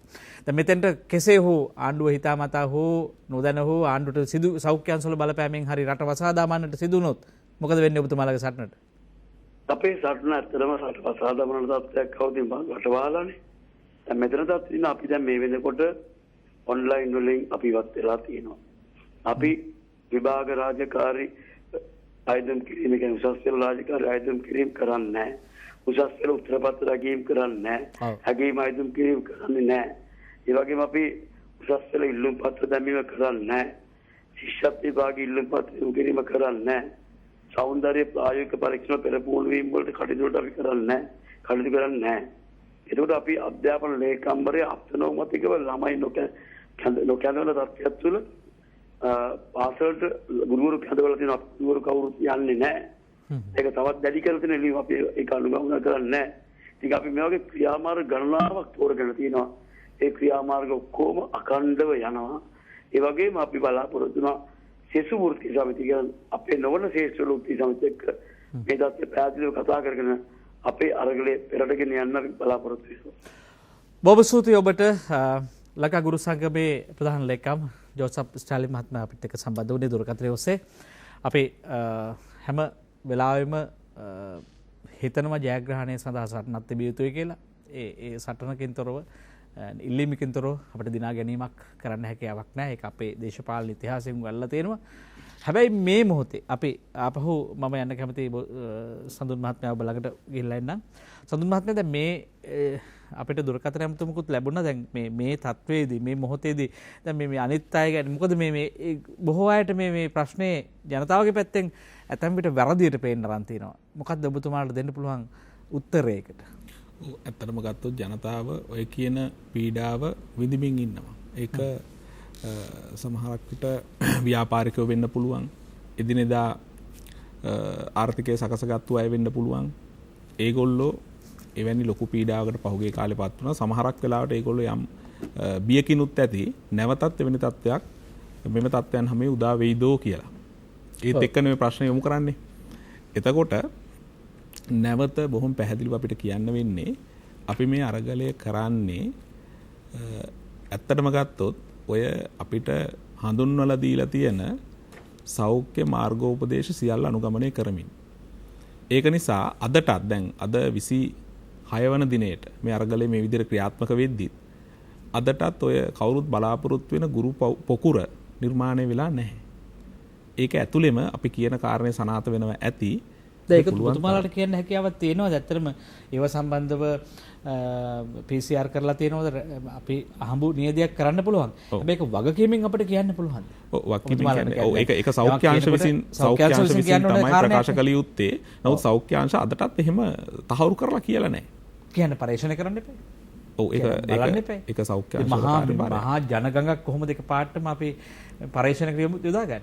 ඔව් අහඹු නියදි හෝ ඒගොල්ලෝ ඒක සෞඛ්‍යාංශ වල කාර්යභාරයක් ඇත්තට මේක අපිට ප්‍රශ්න කරන්න බෑ. අපි දකිනවා ඉතින් සෞඛ්‍යාංශ මේ වසංගත තත්ත්වයේ මැඩලීම සඳහා නම් මෙවැනි පරීක්ෂණ වලට යොමු යුතුයිනේ. දැන් ඔබතුමාලා අර්ථකථනය කරන්න උත්සාහ කරනවා. දැන් මේ බොහෝ කතා වලින් තේරෙන්නේ මේ නිරෝධායන නීති දාන්නේ උද්ඝෝෂණ ව්‍යාපාරයන් නඩත්තු වැළැක්වීම සඳහා කියන කාරණේ. මට ඒකට උත්තරයක් ඕනේ. මම ඇමතුමට යන්න අවසර දෙන්න. අයබෝන් ඔබට. සමන් මහත්මයා මාතලෙන් අයබෝන්. අයබෝන්. ඔව්. ප්‍රථමයෙන් ස්තුතිවන්ත වෙනවා මම මේ අවස්ථාව ලබා දීම සම්බන්ධව. ඔව් සමන් මහත්තයා. මට මුලින්ම කියන්න තියෙන්නේ මම මේ දේශපාලනයකින් තොරව කතා කරන්නේ. දැන් මේ ගුරුවරුන්ගේ ප්‍රශ්නේ අවුරුදු 24ක ඉඳන් තියෙන ප්‍රශ්නයක් කියලා මාධ්‍ය මගින් සහ මෙතුමන්ලා දැන් මේ කියනවා. එතකොට මේ රටේ මේ වෙලාවේ තියෙන වාතාවරණය හරි භයානකයි. ඊයේ වෙද්දී 94ක් මැරිලා තියෙනවා. අද වෙද්දී දැන් 98ක් මැරිලා තියෙනවා. ඒ කියන්නේ සාමාන්‍යයෙන් පැයකට 4 දිනක් මැරෙනවා මේ ලංකාව ඇතුළත. එතකොට අපිට මාධ්‍ය මගින් පේනවා මේ ගුරු සංගම් වල අපේ ගුරුවරුන් මේ වෘත්තීය සමිති ක්‍රියාකාරීන් සියලු දෙනා එක පෙළට එක රොත්තට මේ පාරවල් වල යනවා. එතකොට දැන් මේ යන විදිහ අනුව මෙතුමන්ලා කියනවා සෞඛ්‍ය ආරක්ෂිතව පුළුවන් තරම් උපරිමයෙන් කරා කියලා. ඒක හරි. ඒක අපිටත් දකින්නවා. හැබැයි මේකේ කොවිඩ් කියන අසංගතයේ ප්‍රතිඵල එන්නේ අපි ඇත්තටම මේ දවසකින් දෙකකින් නෙවෙයි. ඒක ටික කාලයක් යනවා. එතකොට මේ අවස්ථාවේ මේ අරගලය කරන එක සාධාරණද? මොකද්ද මේකේ තියෙන සාධාරණත්වය? මට දේශපාලනය වැඩක් නැහැ. 225ම එකයි. ඒ ගැන කිසිම තර්කයක් නැහැ. අපි ගුරුවරුන්ට ආචාර්ය කරන හිස නමලා ආචාර්ය කරන එක ප්‍රශ්නයක් නැහැ. රුපියල් 35000කින් ජීවත් වෙන්න බැරි බවත් අපි දන්නවා. එතනත් ගැටලුවක් තියෙනවා. නමුත් මේ වෙලාවේ ගුරුවරුන් වශයෙන් මේ ගුරුවරු සිටිය යුත්තේ අපේ රටේ ළමා පරපුර, වැඩිහිටි පරපුර, මහලු පරපුර මේ අය ගැන නෙවෙයිද? ඊට පස්සේ තියෙන ප්‍රශ්නේ තමයි මේ රැස්වීම් වලට ගිහිල්ලා මේ දේවල් වලට ගිහිල්ලා මේ සියලු දෙනා යන්නේ ගෙවල් වලට. එතකොට ඒ ගෙදර ඉන්නේ අම්මා තාත්තා, ඒ ගෙදර ඉන්න ළමයි, ඒ ගෙදර ඉන්න වැඩිහිටියෝ, අසල්වාසීන් සියලු දෙනාම මේ ලොකු අවදානම් තත්යකට එන්නේ නැද්ද? එහෙම වුණාම මේ ලංකාවේ දැනට හොස්පිටල් ඔක්කොම ෆුල් වෙලා තියෙනවා. ගෙවල් වල නිරෝධායනයට දානවා. ගෙවල් වල මිනිස්සු මැරෙනවා. ඒකෙන් ඉදිරියට වෙන බලපෑමට මෙතුමන්ලාගේ මේකට ලොකු දායකත්වයක් එනවා. මේකේ ඇත්තම කතාව ගුරුතුන් ගැන කිසිම ප්‍රශ්නයක් අපිට නැහැ.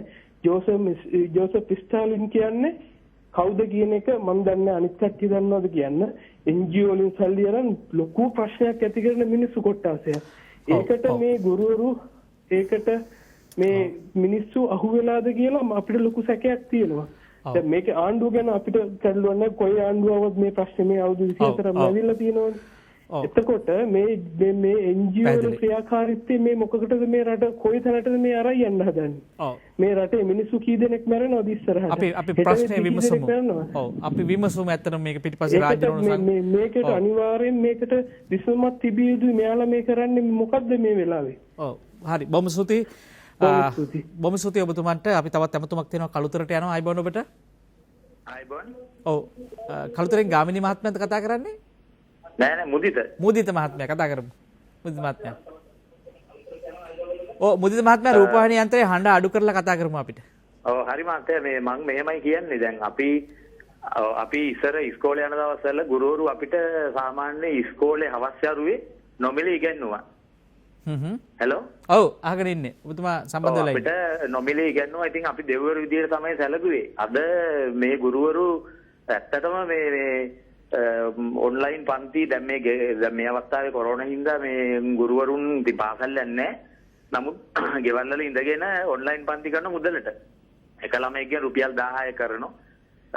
දැන් අපි දරුවන්ට ෆෝන් අරන් දුන්නේ මහත්තයා ණය වෙලා. අපි ඊටාම මේ දුකසේ අපි කම්කරු අපිට ඉතිර කියාවල් නැහැ.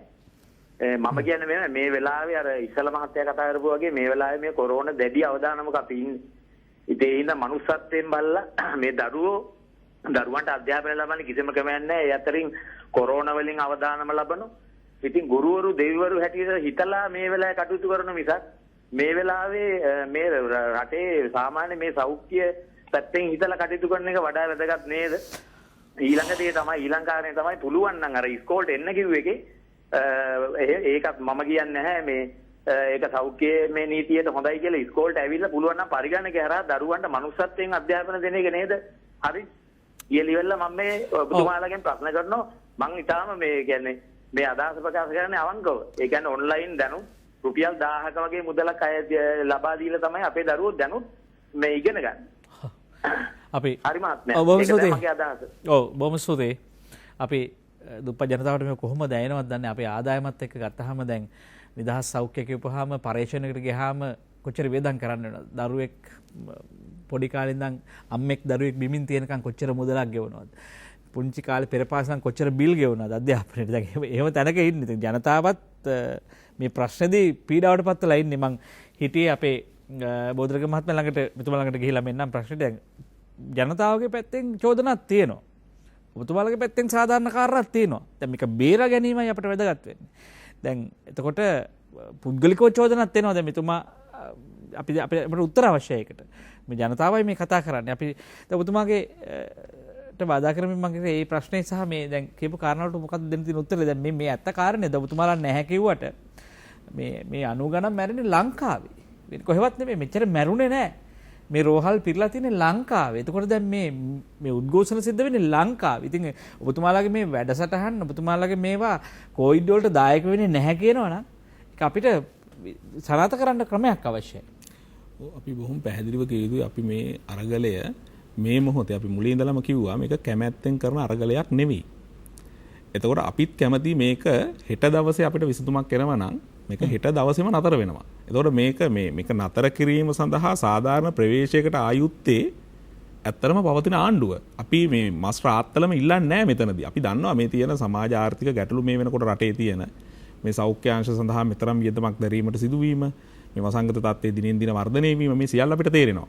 ඉතින් එවැනි තත්ත්වයක් යටතේ අපි කියන්නේ සාධාරණ ප්‍රවේශයකට එන්න. මොකද මේ ආණ්ඩුවට වැඩි වගකීමක් දෙනවා. ඒගොල්ලෝ එයාලගේ ප්‍රතිපත්ති ප්‍රකාශනයේ සෞභාග්‍ය දැක්ම ප්‍රතිපත්ති ප්‍රකාශනයේ 20 වෙනි පිටුවේ බොහොම පැහැදිලිව කියනවා ගුරු සේවාව, විදුහල්පති සේවාව ඇතුළු සේවාවන් සංයුක්ත සේවාවන් බවට පත් කරලා එයාලගේ ප්‍රමුඛ කාර්ය විදිහට මේ වැටුප් පිෂපතා අර්බුදයේ විසඳන්න කටයුතු කරනවා කියලා. ඊට පස්සේ අපිට මතකයි වෙනකොට හිටපු අධ්‍යාපන මැතිවරයා කියනවා, බන්දුල ගුණවර්ධන මහත්තයා කියනවා එයාලගේ පළවෙනි අයවැයෙන් මේ ආණ්ඩුවේ පළවෙනි අයවැයෙන් මේ වැටුප් පිෂපතා අර්බුදය අවසන් කරනවා කියලා.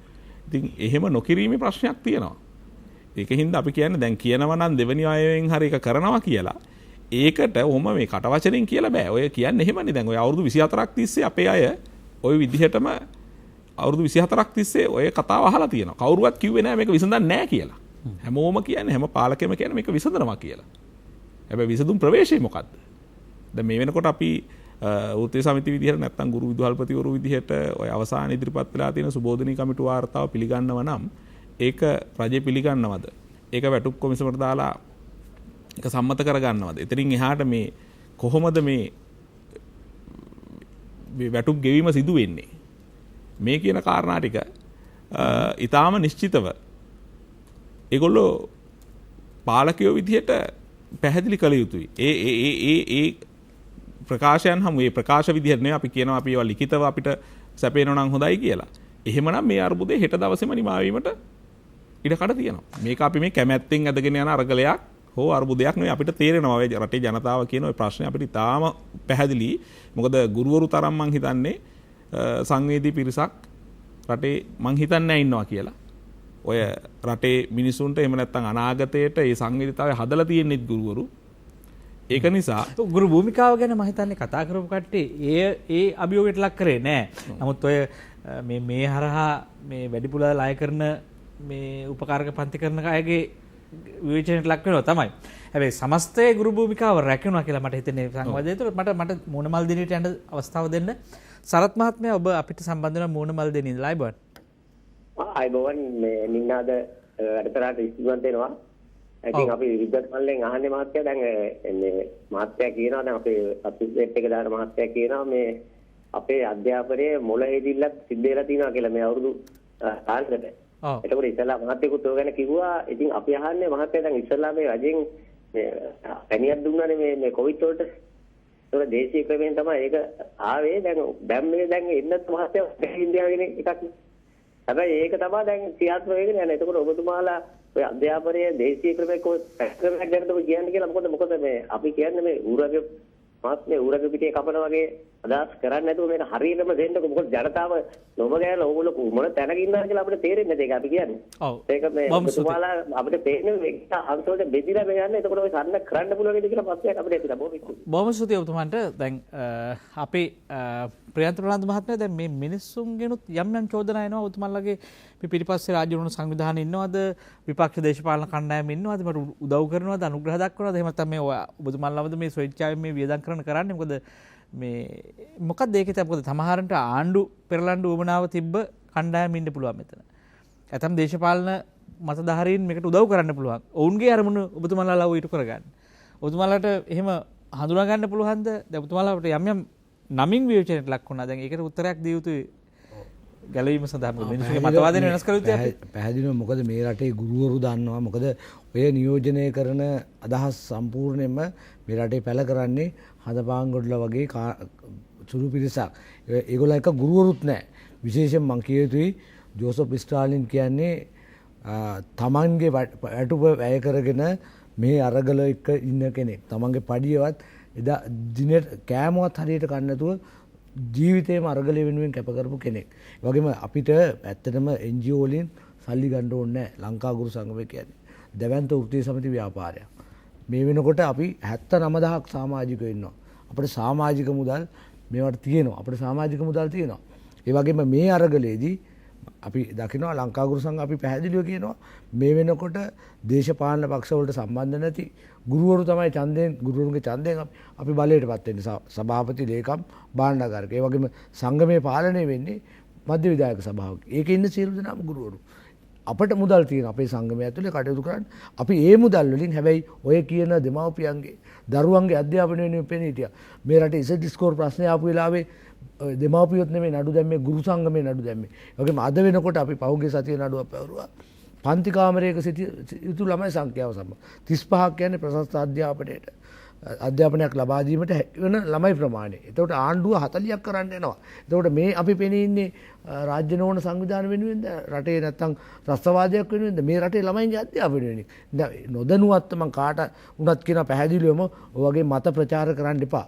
මිනිස්සුන්ට හානියක්. මිනිස්සු ත්‍රස්තවාදී කියලා කියන්න එපා. මේ රටේ අහිංසක ජනතාවගේ එහෙම වචනයක් කිව්වද නැහැ? මේක අසන්නෙක් මේ ජෝතිෂ්ඨානයේ ත්‍රස්තවාදීද කියන කාරණය මතු කරා. එහෙම ප්‍රකාශයක් වචනයක් පළ කරා. මම දැන් මේවා ලොකු හානියක්. මොකද අපි දන්න මම පෞද්ගලිකව ඇත්තටම මට බරපතල වේදනාවක් තියෙනවා. මොකද මම සංගමේ සභාපතිවරයා විදියට වගේම ජෝසප් ස්ටාලින් එක්ක ඒ සහෝදරයා එක්ක මුල ඉඳලම හිටපු කෙනෙක්. මගේ පත්වීම ගත්ත දවසේ හද්ද පිටිසර වන්නි හැලබෑව කියන ඉස්කෝලේ දෙමව්පිය අදත් පාරට බහින්න ලෑස්ති ජෝසප් ස්ටාලින් සහෝදරයා එදා ඒ පාසල් වල කරපු වැඩ එක්ක මට කතා කරා. මමත් අනුරාධපුරේ ජීවත් වෙන්නේ. ඒට මම එහා ඉස්කෝලේක වැඩ කරේ බිල්ලාව විද්‍යාලේ. අදත් ඒ දෙමව්පියෝ කතා කරනවා. ස්ටාලින් සහෝදරයා අත්අඩංගුවට ගත්තට පස්සේ අපි සර් පාරේට වහන්න. මොකද එයා උගන්වපු දරුවෝ තමයි ඉස්කෝලේ දැන් ඉන්නේ. ඒ වගේ විශාල කැපකිරීමක් කරපු පුද්ගලයෙක්. ඒ හින්දා චෝදනා කරන්න එපා කියලා අපි පැහැදිලිවම මෙතෙක් කාලේ පුද්ගලිකව යම් චෝදනාවක් කරපු හින්දා ඔබට අවස්ථාව දුන්න පුද්ගලිකව පැහැදිලි කරන්න. මට තව මේක පොඩි පැහැදිලි කිරීමක් මේ කාරණා හරහා අපි උත්තර දෙන්න නැතුව හිටියේ. මොකද පොදු අරගලයක් ස්ටාලින් සහෝදරයා සම්බන්ධව කරන චෝදනාවලට අපි උත්තර දිය යුතු නැහැ කියන තැන හිටියේ. ඉතින් එහෙම කරන්න එපා කියලා මම මේ රටේ මේ විශේෂයෙන්ම මේ වගේ නාලිකාවකට සමන් දෙන ප්‍රේක්ෂකයන්ගෙන් ඉල්ලනවා. ඒ වගේම මොකද මේක තීරණාත්මක අරගලයක්. මේ අරගලය ගෙනියන්නේ ගුරුවරු වෙනුවෙන් විතරක් නෙමෙයි, අපිට පඩි ගන්න විතරක් නෙමෙයි. අපි ඉල්ලුවා මතක ඇති කාලයකට පෙර 6% අධ්‍යාපන වෙන් කරන්න කියලා. මේ රටේ අධ්‍යාපන අහිමි වෙච්ච ළමයි වෙනුවෙන් ඒ අරගලය. ඒ වගේම දැන් අපි මේ වෙනකොටත් ඔය කතා කරන හැම කෙනාම දැනගත යුතුයි රටේ ළමයින්ට අධ්‍යාපනය අහිමි වෙලා තියෙන්නේ. ඒ එක්කම තමයි අර මාපියා හැදිලා තියෙන්නේ. අපි තාමත් කියනවා මේවා ඔන්ලයින් හරහා ටියුෂන් කරක මාපියාවක්. මේවා ආණ්ඩුවට කිව්වා මේවා නියාමනය කරන්න කියලා. ආණ්ඩුව අපිට නියාමනය කරන්න බෑ. ගුරු සංගම් වලට නියාමනය කරන්න බෑ. බලපෑම් කරන්න අපි බලපෑම් අපි කියලා තියෙනවා මේට පෙරත් ආණ්ඩුවට කියලා තියෙනවා ආණ්ඩුව නියාමනය කළ යුතුයි. එහෙම නොකර මේ අපි ඇත්තටම මේ රටේ අහිංසක දෙමව්පියෝ පැත්තේ ඉන්නේ. කම්කරුවෝ දුගී මේ රටේ මේ එදා වේල හොයාගෙන ජීවත් වෙන මිනිස්සු පැත්තේ ඉන්නේ. ඒ මිනිස්සුන්ට ඒ මිනිස්සුගේ දරුවන්ට යහපත් අධ්‍යාපනයක් ලබා දීම වෙනුවෙන් ඒ අතර තමයි අපට අවලා නගන්න මේ අරගලය. අර හැබැයි තුමා අහන ප්‍රශ්නකදී එක සාධාරණ ප්‍රශ්නයක් නෙවෙයිද කියලා මම විමසුවොත් නැවත වතාවක් දැන් ඒ අහිංසක දරුවන්ට ඒ අහිංසක දෙමාපියන්ට ආය වසංගතය බොවුනොත් නැවතත් කියනවා මේ සම්බන්ධ වගකීමෙන් ඇත්තටම වගකීමෙන් අපි තාමත් මේ ආණ්ඩුව පුළුවන් නම් මේ වෙනකොට ඔප්පු කරලා පෙන්නලා ආණ්ඩුව අපේ අරගලය තල්ලා දාලා මේක හරහා වසංගතේ බෝ වුණා නම් මේ ආණ්ඩුවට ඒක කරගන්න බැරි වුණා. ඊයේ පෙරේදා ඒක උත්සාහ කරා ඒක කරගන්න බැරි වුණා. හැබැයි අපි තවදුරටත් මේ අරගලය ඉස්සරහට ගෙනියන්නේ සෞඛ්‍ය ආරක්ෂණ ක්‍රමවේද අනුගමනය කරමින් අපි සහභාගී වෙන සියලු දෙනාගේම සුරක්ෂිතභාවය තහවුරු කරනවා වගේම අපි දරුවන්ට දැන් මේ වෙලාවේ එක ඔබතුමාලගේ සමාවෙන්න දැන් ඔබතුමාලගේ පාර්ශවයෙන් ඔබතුමාලගේ බොහොම පාම පිවිතුරු මේ පිරිසුදු අදහසක් තියෙන්න පුළුවන්. හැබැයි මේ ඇත්ත සත්‍ය తත්වයේ අපි රට කී පාරක් වහගත්තු මිනිස්සුද? පළවෙනි රැල්ල ඇවිල්ලා ගියා අපි උද්දච්චකමට හරි මොන හරි වැරදිකමකට අපි ආය ඇරියා. අපි ඊට පස්සේ දෙවෙනි රැල්ල ආවා. ඊට පස්සේ අපි ආය වැහුවා ආය ඇරියා. දැන් තුන්වෙනි රැල්ල දැන් මේ අපේ ඉතිහාසය තරම් හොඳ නෑ. ඒතකොට එන්නතරවත් තාම මේක රොත්තු දෙන්නේ නෑ. එන්නතරවත් හරියටම මේක ප්‍රශ්නයක් තාම. ඒ නිසා මේ ඒ තත්වයෙන් අපිට ගැලවෙන්න පුළුවන්ද කියලා නැවත ප්‍රශ්නයක් තියෙනවා අපිට. ඒ අවදානමක් නැතිම නැහැ කියන්න බෑනේ. අපි ඒක ප්‍රතික්ෂේප කරන්නේ නැහැ. ඇත්තටම අවදානමක් තියෙනවා. හරි දැන් පැහැදිලි නේද? දැන් අපිට තව පැත්තකින් ගත්තොත් මේ අරගලවල ඔබතුමා කිව්වා සෙසු ජනතාවගේ ප්‍රශ්න වලට අපි සංවේදී කියලා වෘත්තීය සමිතියක් හැටියට වෘත්තීය දෙන්නට මේ ප්‍රශ්නේ අදාළයි. මොකද දැන් මේවා ඔක්කොම සියල්ලම රටක් හැටියට අපිට දිනා ගැනීම නම් මේ ගොවියර්ගේ ප්‍රශ්නය අනිකුත් කම්කරුවන්ගේ ප්‍රශ්නේ අනිකුත් දැන් ඔබතුමාලාගේ මේ එකත් එක්ක තවත් රාජ්‍ය සේවකයෝ මේ කරලට එන්න පුළුවන්. ඒ අයගේ වැටුප් විෂමතාවය පදනම් කරගන්න පුළුවන්. ඒකද මේවා දිගින් දිගටම පෙළ ගන්නත් ඒ අයගේ අයිතිවාසිකම් පාර්ශවයත් ඔබතුමාලා කතා කරලා තියෙනවද මේ ඔබතුමාලා ඉල්ලීම් හරහා? පැහැදිලිවම දැන් අපි අරගලවලදී ගොවියා එක්කත් අපි අරගල කරා. ඒ වගේම මේ රටේ දරුවන්ගේ අධ්‍යාපනය වෙනුවෙන් අරගලය කරනවා කියන්නේ විශේෂයෙන්ම නිදහස් අධ්‍යාපනය වෙනුවෙන් පෙනී ඉන්නවා කියන්නේ ගොවියාගේ ශිෂ්‍යයාට ගොවියාගේ දරුවට දරුවගේ අධ්‍යාපනයෙන් පෙනී ඉතින් මම හිතන්නේ ඒක තේරුම් ගත යුතුයි. දැන් අපි මේ අරගලයේ ඇසේ අපි කියන්නේ ගුරුවරුන්ට වැටුපක් ඕන කියන එක. මේක ඇතුලේ තියෙන අර්බුදය මම හිතන්නේ සමස්ත ජනතාවට පැහැදිලි තේරෙන්නේ අපි වැඩි වැටුපක් ඉල්ලන්නේ. මේ රටේ මේ කාරණේ මම හිතන්නේ අතිශයින්ම වැදගත් වෙන කාරණයක්. මොකද අපේ අධ්‍යාපනය ලබන ශිෂ්‍යයන් පාසල් අධ්‍යාපනය දිලා බැලුවම විද්‍යා ගණිත අධ්‍යාපනයට ලැබෙන්නේ ශිෂ්‍ය ප්‍රජාවකින් 14%කටයි. ඒතකොට විද්‍යා ගණිත ගුරුවරු අඩුයි. ඒ එන්නේ නැත්තේ මොකද? මේ අඩු වැටුපට එන්නේ නැහැ. මොකද විද්‍යා ගණිත උපාධියක් ලැබපු ගුරුවරයෙකුට පිට ඉහළ වැටුප් තියෙන රැකියාව තියෙනවා. එතකොට හොඳ ඒ විද්‍යා ගණිත විෂයන් වල ඒ වගේ විශේෂ විෂයන් වල තාක්ෂණික විෂයන් වල ගුරුවරු අපේ රටේ අඩුයි. දැන් අපි දන්නවා පළාත් ගානක ගුරුවරු ගැසට් කරලා තියෙනවා. මේ විෂයන් වලට ගුරුවරු නැහැ. ගමේ ඉස්කෝලේට ගියා මේ විෂයන් වලට ගුරුවරු නැහැ. ඒතකොට විද්‍යා ගණිතයේ අසමත් වෙලා සාමාන්‍ය පෙළ සම්පූර්ණයෙන්ම අසමත් වෙනකොට බහුතරයක් 40ක් සාමාන්‍ය පෙළෙන් හැරෙනවා. උසස් පෙළෙන් විශ්වවිද්‍යාලයට යන්න ලැබෙන්නේ උසස් පෙළ ලියන අයගෙන් විශ්වවිද්‍යාලයට යන 10%යි. මේ අධ්‍යාපනයේ මේ ජනතාව මොන විදිහෙන් කතා කරත් මම හිතන්නේ ඒ තමන්ගේ මේවා එක්ක මම විමසන්නේ මම ඔබතුමා මා පැමිණෙන්න හිටපු තැනට පැමිණියා දැන් මේ අපි සල්ලඩ දෙකක් අරන් හලනවා ළමයි සාමාන්‍ය පෙළෙන් හලනවා උසස් පෙළෙන් හලනවා ගිහිලා ඉතා සුළු ප්‍රමාණයක් විශ්වවිද්‍යාලයට යනවා ගියාම අර මහා සෙනග මහා දරු පරම්පරාව කොහෙටද යන්නේ එතෙන්ට අපි අපේ මේ අධ්‍යාපනයේ ඇතුලේ උත්තරයක් හොයලා තියෙනවා දැන් මොකක්ද ඔබතුමාලගේ දැන් තියෙන්නේ පෙ දැන් දෙයක් කිව්වට බෑ කොහොමද කරන්නේ මොකක්ද යෝජනාව කියලා කියන්න එපා පැහැදිලිව මේ දරුවන්ට මේක කරන්න මේ දරුවන්ට මෙහෙම කරන්න. ඔව් මේ රටේ ඇත්තටම මේ මට්ටමට හරි රාජ්‍ය අධ්‍යාපනය රැකිලා තියෙන්නේ ජාස් අධ්‍යාපනය රැකිලා තියෙන්නේ කරන අරගලත් එක්ක පැහැදිලිවම විශ්වවිද්‍යාලවල ශිෂ්‍ය ගන්න ප්‍රමාණය පුළුල් කර යුතුයි. රාජ්‍ය මැදිහත් වීම වැඩි කළ යුතුයි. මොකද අපි 100%ක් අධ්‍යාපනයට ඉල්ලුවේ ඒකයි. මේ අවුරුදු ගානක ප්‍රශ්න අපි දැන් හරි දැන් මෙහි සල්ලි දැන් අපි දැන් මෙහි ඉඳගෙන පිටරට විශ්වවිද්‍යාලවලට කොච්චර සල්ලි ගෙවලා මෙහි ඉන්න කට්ටිය ඉගෙන ගන්නවද? දැන් තර්කයකට ගත්තාම අපේ මේ විශ්වවිද්‍යාල පද්ධතිය සහ වෙනකොත් අධ්‍යාපන එහි ඉඩ කඩ නොමැතිවීම ඇතුලේ නේද මේ ඒ අර බැහැර වෙන ලකුණු අඩු වෙන ළමයි කුමන හෝ තැනක දරුවෙකුට අධ්‍යාපනයට අයිතියක් තියෙනවා.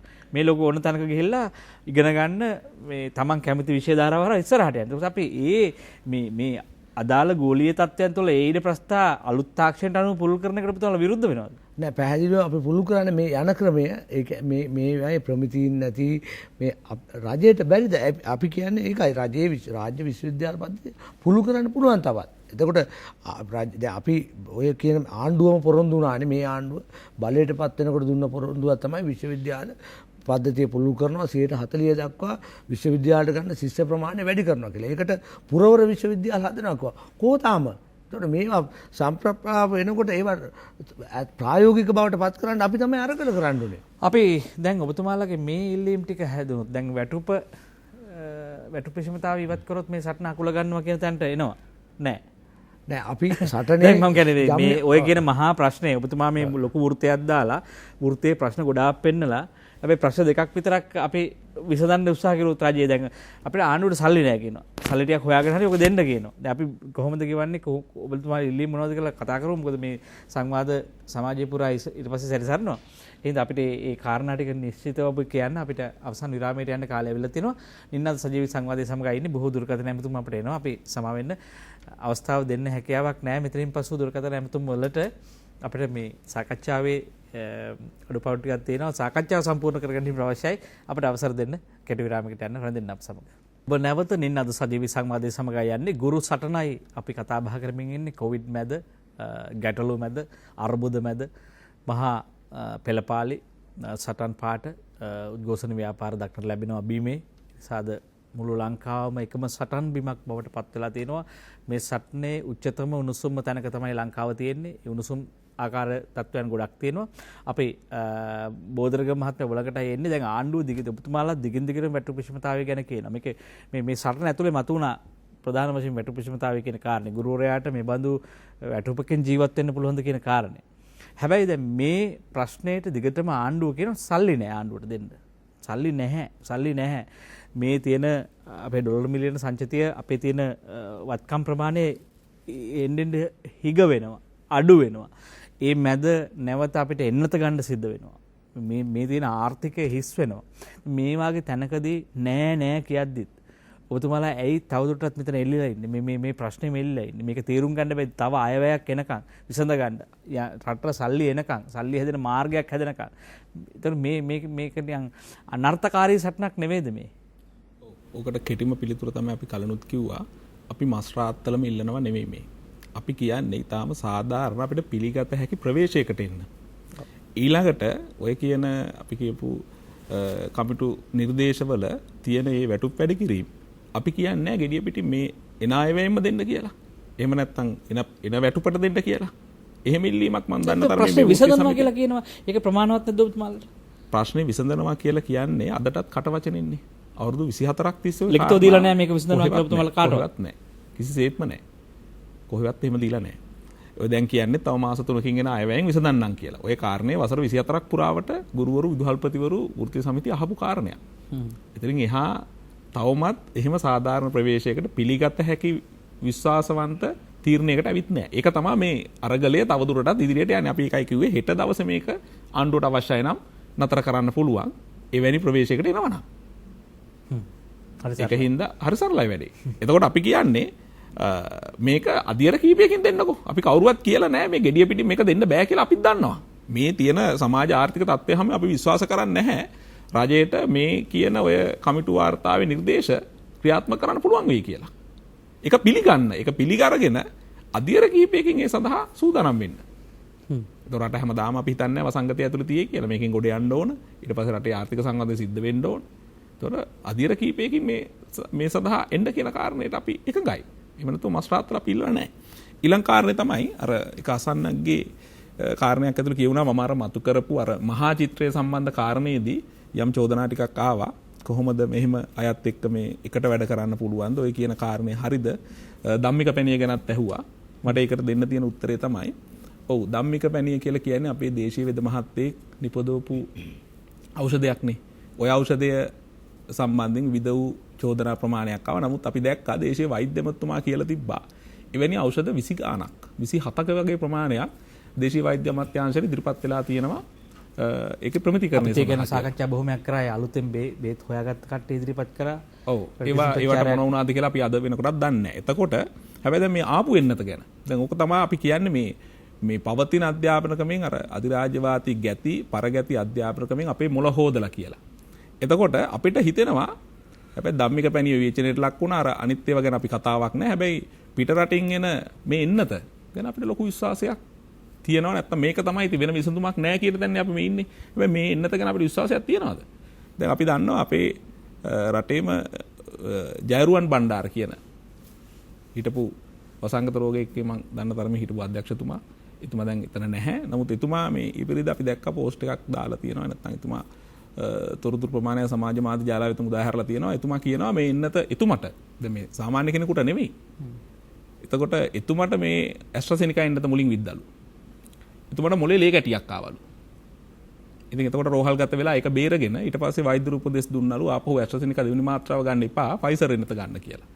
එතුමා ෆයිසර් එන්නත අරගෙනත් මාස එකමාරක විතර කාලයකට පසුව මේ වෙනකොට එතුමාට කොවිඩ් බැලඳිලා. එතුමා දන්න තරමින් හදිසි ප්‍රතිකාරයක් වල මේ වෙනකොට ඉන්නේ. එතකොට මේ එන්නත ගැන අපි කොහොමද විශ්වාස කරන්නේ? මේක බටහිරින් එන හින්දාත් අපි විශ්වාස කරන්නේ. උතර තමයි අපිට තියෙන ප්‍රශ්නේ. අධ්‍යාපනයත් ඕකද ඔබතුමා කියන්නේ? ඔව් මේ අධ්‍යාපනයත් එක්ක වෙච්ච දේ මම මේ කියන්නේ. මේ අපේ අධ්‍යාපන ක්‍රමය අර කියපු විදිහට වෙනස් කිරීම මත අපිට පුළුවන් වෙලා තියෙන අපිට හිතෙනවා බටහිරින් එන දේ හොඳයි. අපේ දේ ඇගීමක් නැහැ කියන කාරණා. ඔබතුමා මේ කතාව කියන්නේ මේ අධ්‍යාපනයේ තියෙන ගුණය නැත්නම් අධ්‍යාපනයේ තියෙන අන්තර්ගතයේ පොඩි ලොකු වෙනසක් වෙන්න ඕන ඉස්සරහට මේ රට ඇතුළේ. ඔව් පැහැදිලිවම අපි කියන්නේ දේශීය චින්තනය පදනම් කරගත්තු ස්වදේශීය ඥානය බලගැන්වුණු අධ්‍යාපන ක්‍රමයක් රට තුළ ස්ථාපිත විය යුතුයි. එතකන් මම හිතන්නේ මේ තියෙන සමාජ ආර්ථික ප්‍රශ්න වලට අධ්‍යාපන ප්‍රතිසංස්කරණය සම්බන්ධව දිගින් දිගටම කතා බහ කළා. ප්‍රතිසංස්කරණ කමිෂන් සභාව දැම්මා. දැන් මේ වගේ මේ ප්‍රශ්න විසඳුන්නේ නැද්ද මේ ප්‍රේත මහත්මයා?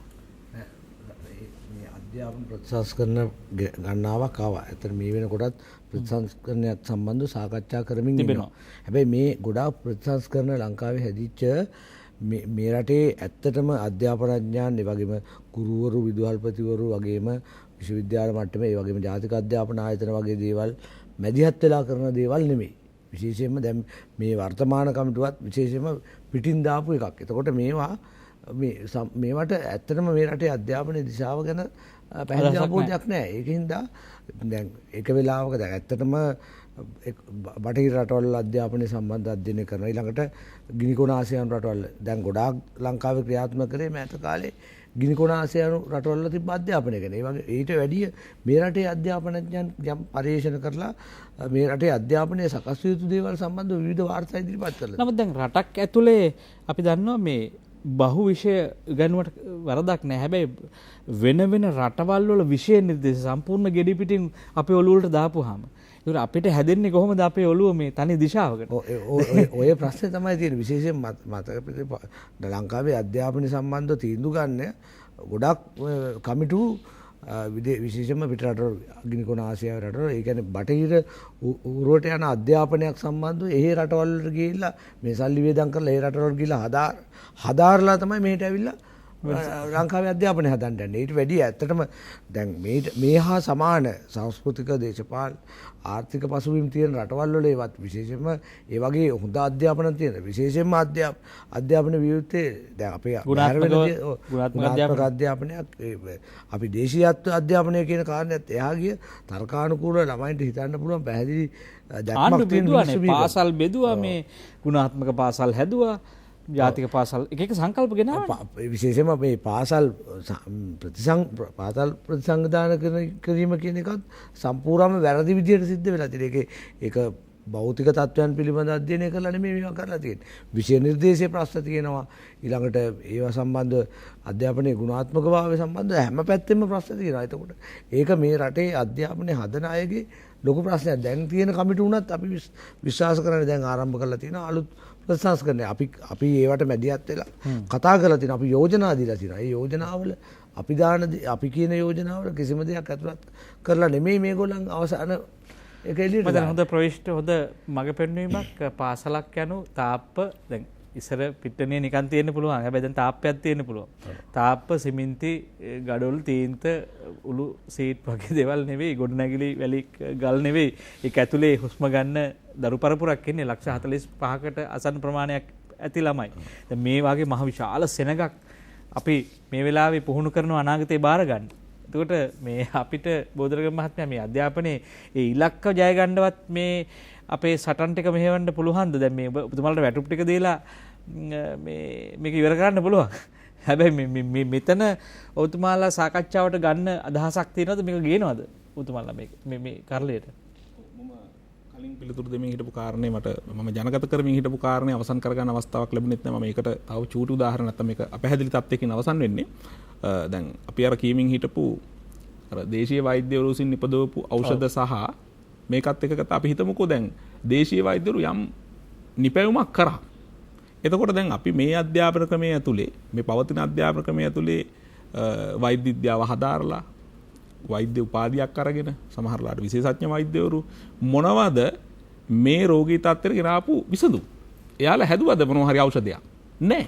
එතකොට එයාලා කරේ බටහිර සමාගම් විසින් හදලා එවන ඖෂධ එන්නත් කරන්නේ පමණයි. එතකොට ඔය අපි කියන අධ්‍යාපන ක්‍රමයේ ඇතුලේ හැදෙන්න ඕන නිර්මාණාත්මක මනස මේක ඇතුලේ හැදුණු ඉහළ මිනිහටවත් ඒ නිර්මාණාත්මක මනස තියෙනවා. ඒකේ ප්‍රශ්නයක් ඒක හරිද? අපි පැහැදිලිව පිළිගන්නවා මෙතුණත් පිළිගන්නවා අධ්‍යාපනයේ ගුණාත්මය සහ අපට අපේක්ෂිත මේ ජාතික අවශ්‍යතාවය වුණාම මත මේ අදාළ මේ හැදෙන්නේ මේ මනස හැදෙන්නේ. කියන්නේ මිනිහෙකුට ඔළුවක් සහ පපුවක් තියෙනවනේ හදන්න. ඔය දෙක හැදෙන්නේ අපිට ඕන හැටියට කියලා ප්‍රශ්නයක් තියෙනවනේ. ඒක ගැන තර්කයක් නැහැ. දැන් වඩා වටින්නේ ඔබතුමාලා මේ සාධනීය තත්ත්වය මේ රට තුළ ඇති කර ගැනීම සඳහා ගෙන යන්නේ මොකද්ද කියන කාරණේ. ඔව් පැහැදිලිව කරන යෝජනාව මොකද්ද කවද්ද කරේ? ඒකට ආණ්ඩුව අහුම්කම් දුන්නද? ඔව් පැහැදිලිවම දැන් මේ කියන කාරණා ඇතුළෙම දැන් මේ වැටුප් විෂමතාරගලේ උඩට එද්දි නෙමෙයි කියන්නේ මේක ගුරුවරුන්ට හුදු ප්‍රශ්නයක් කියලා.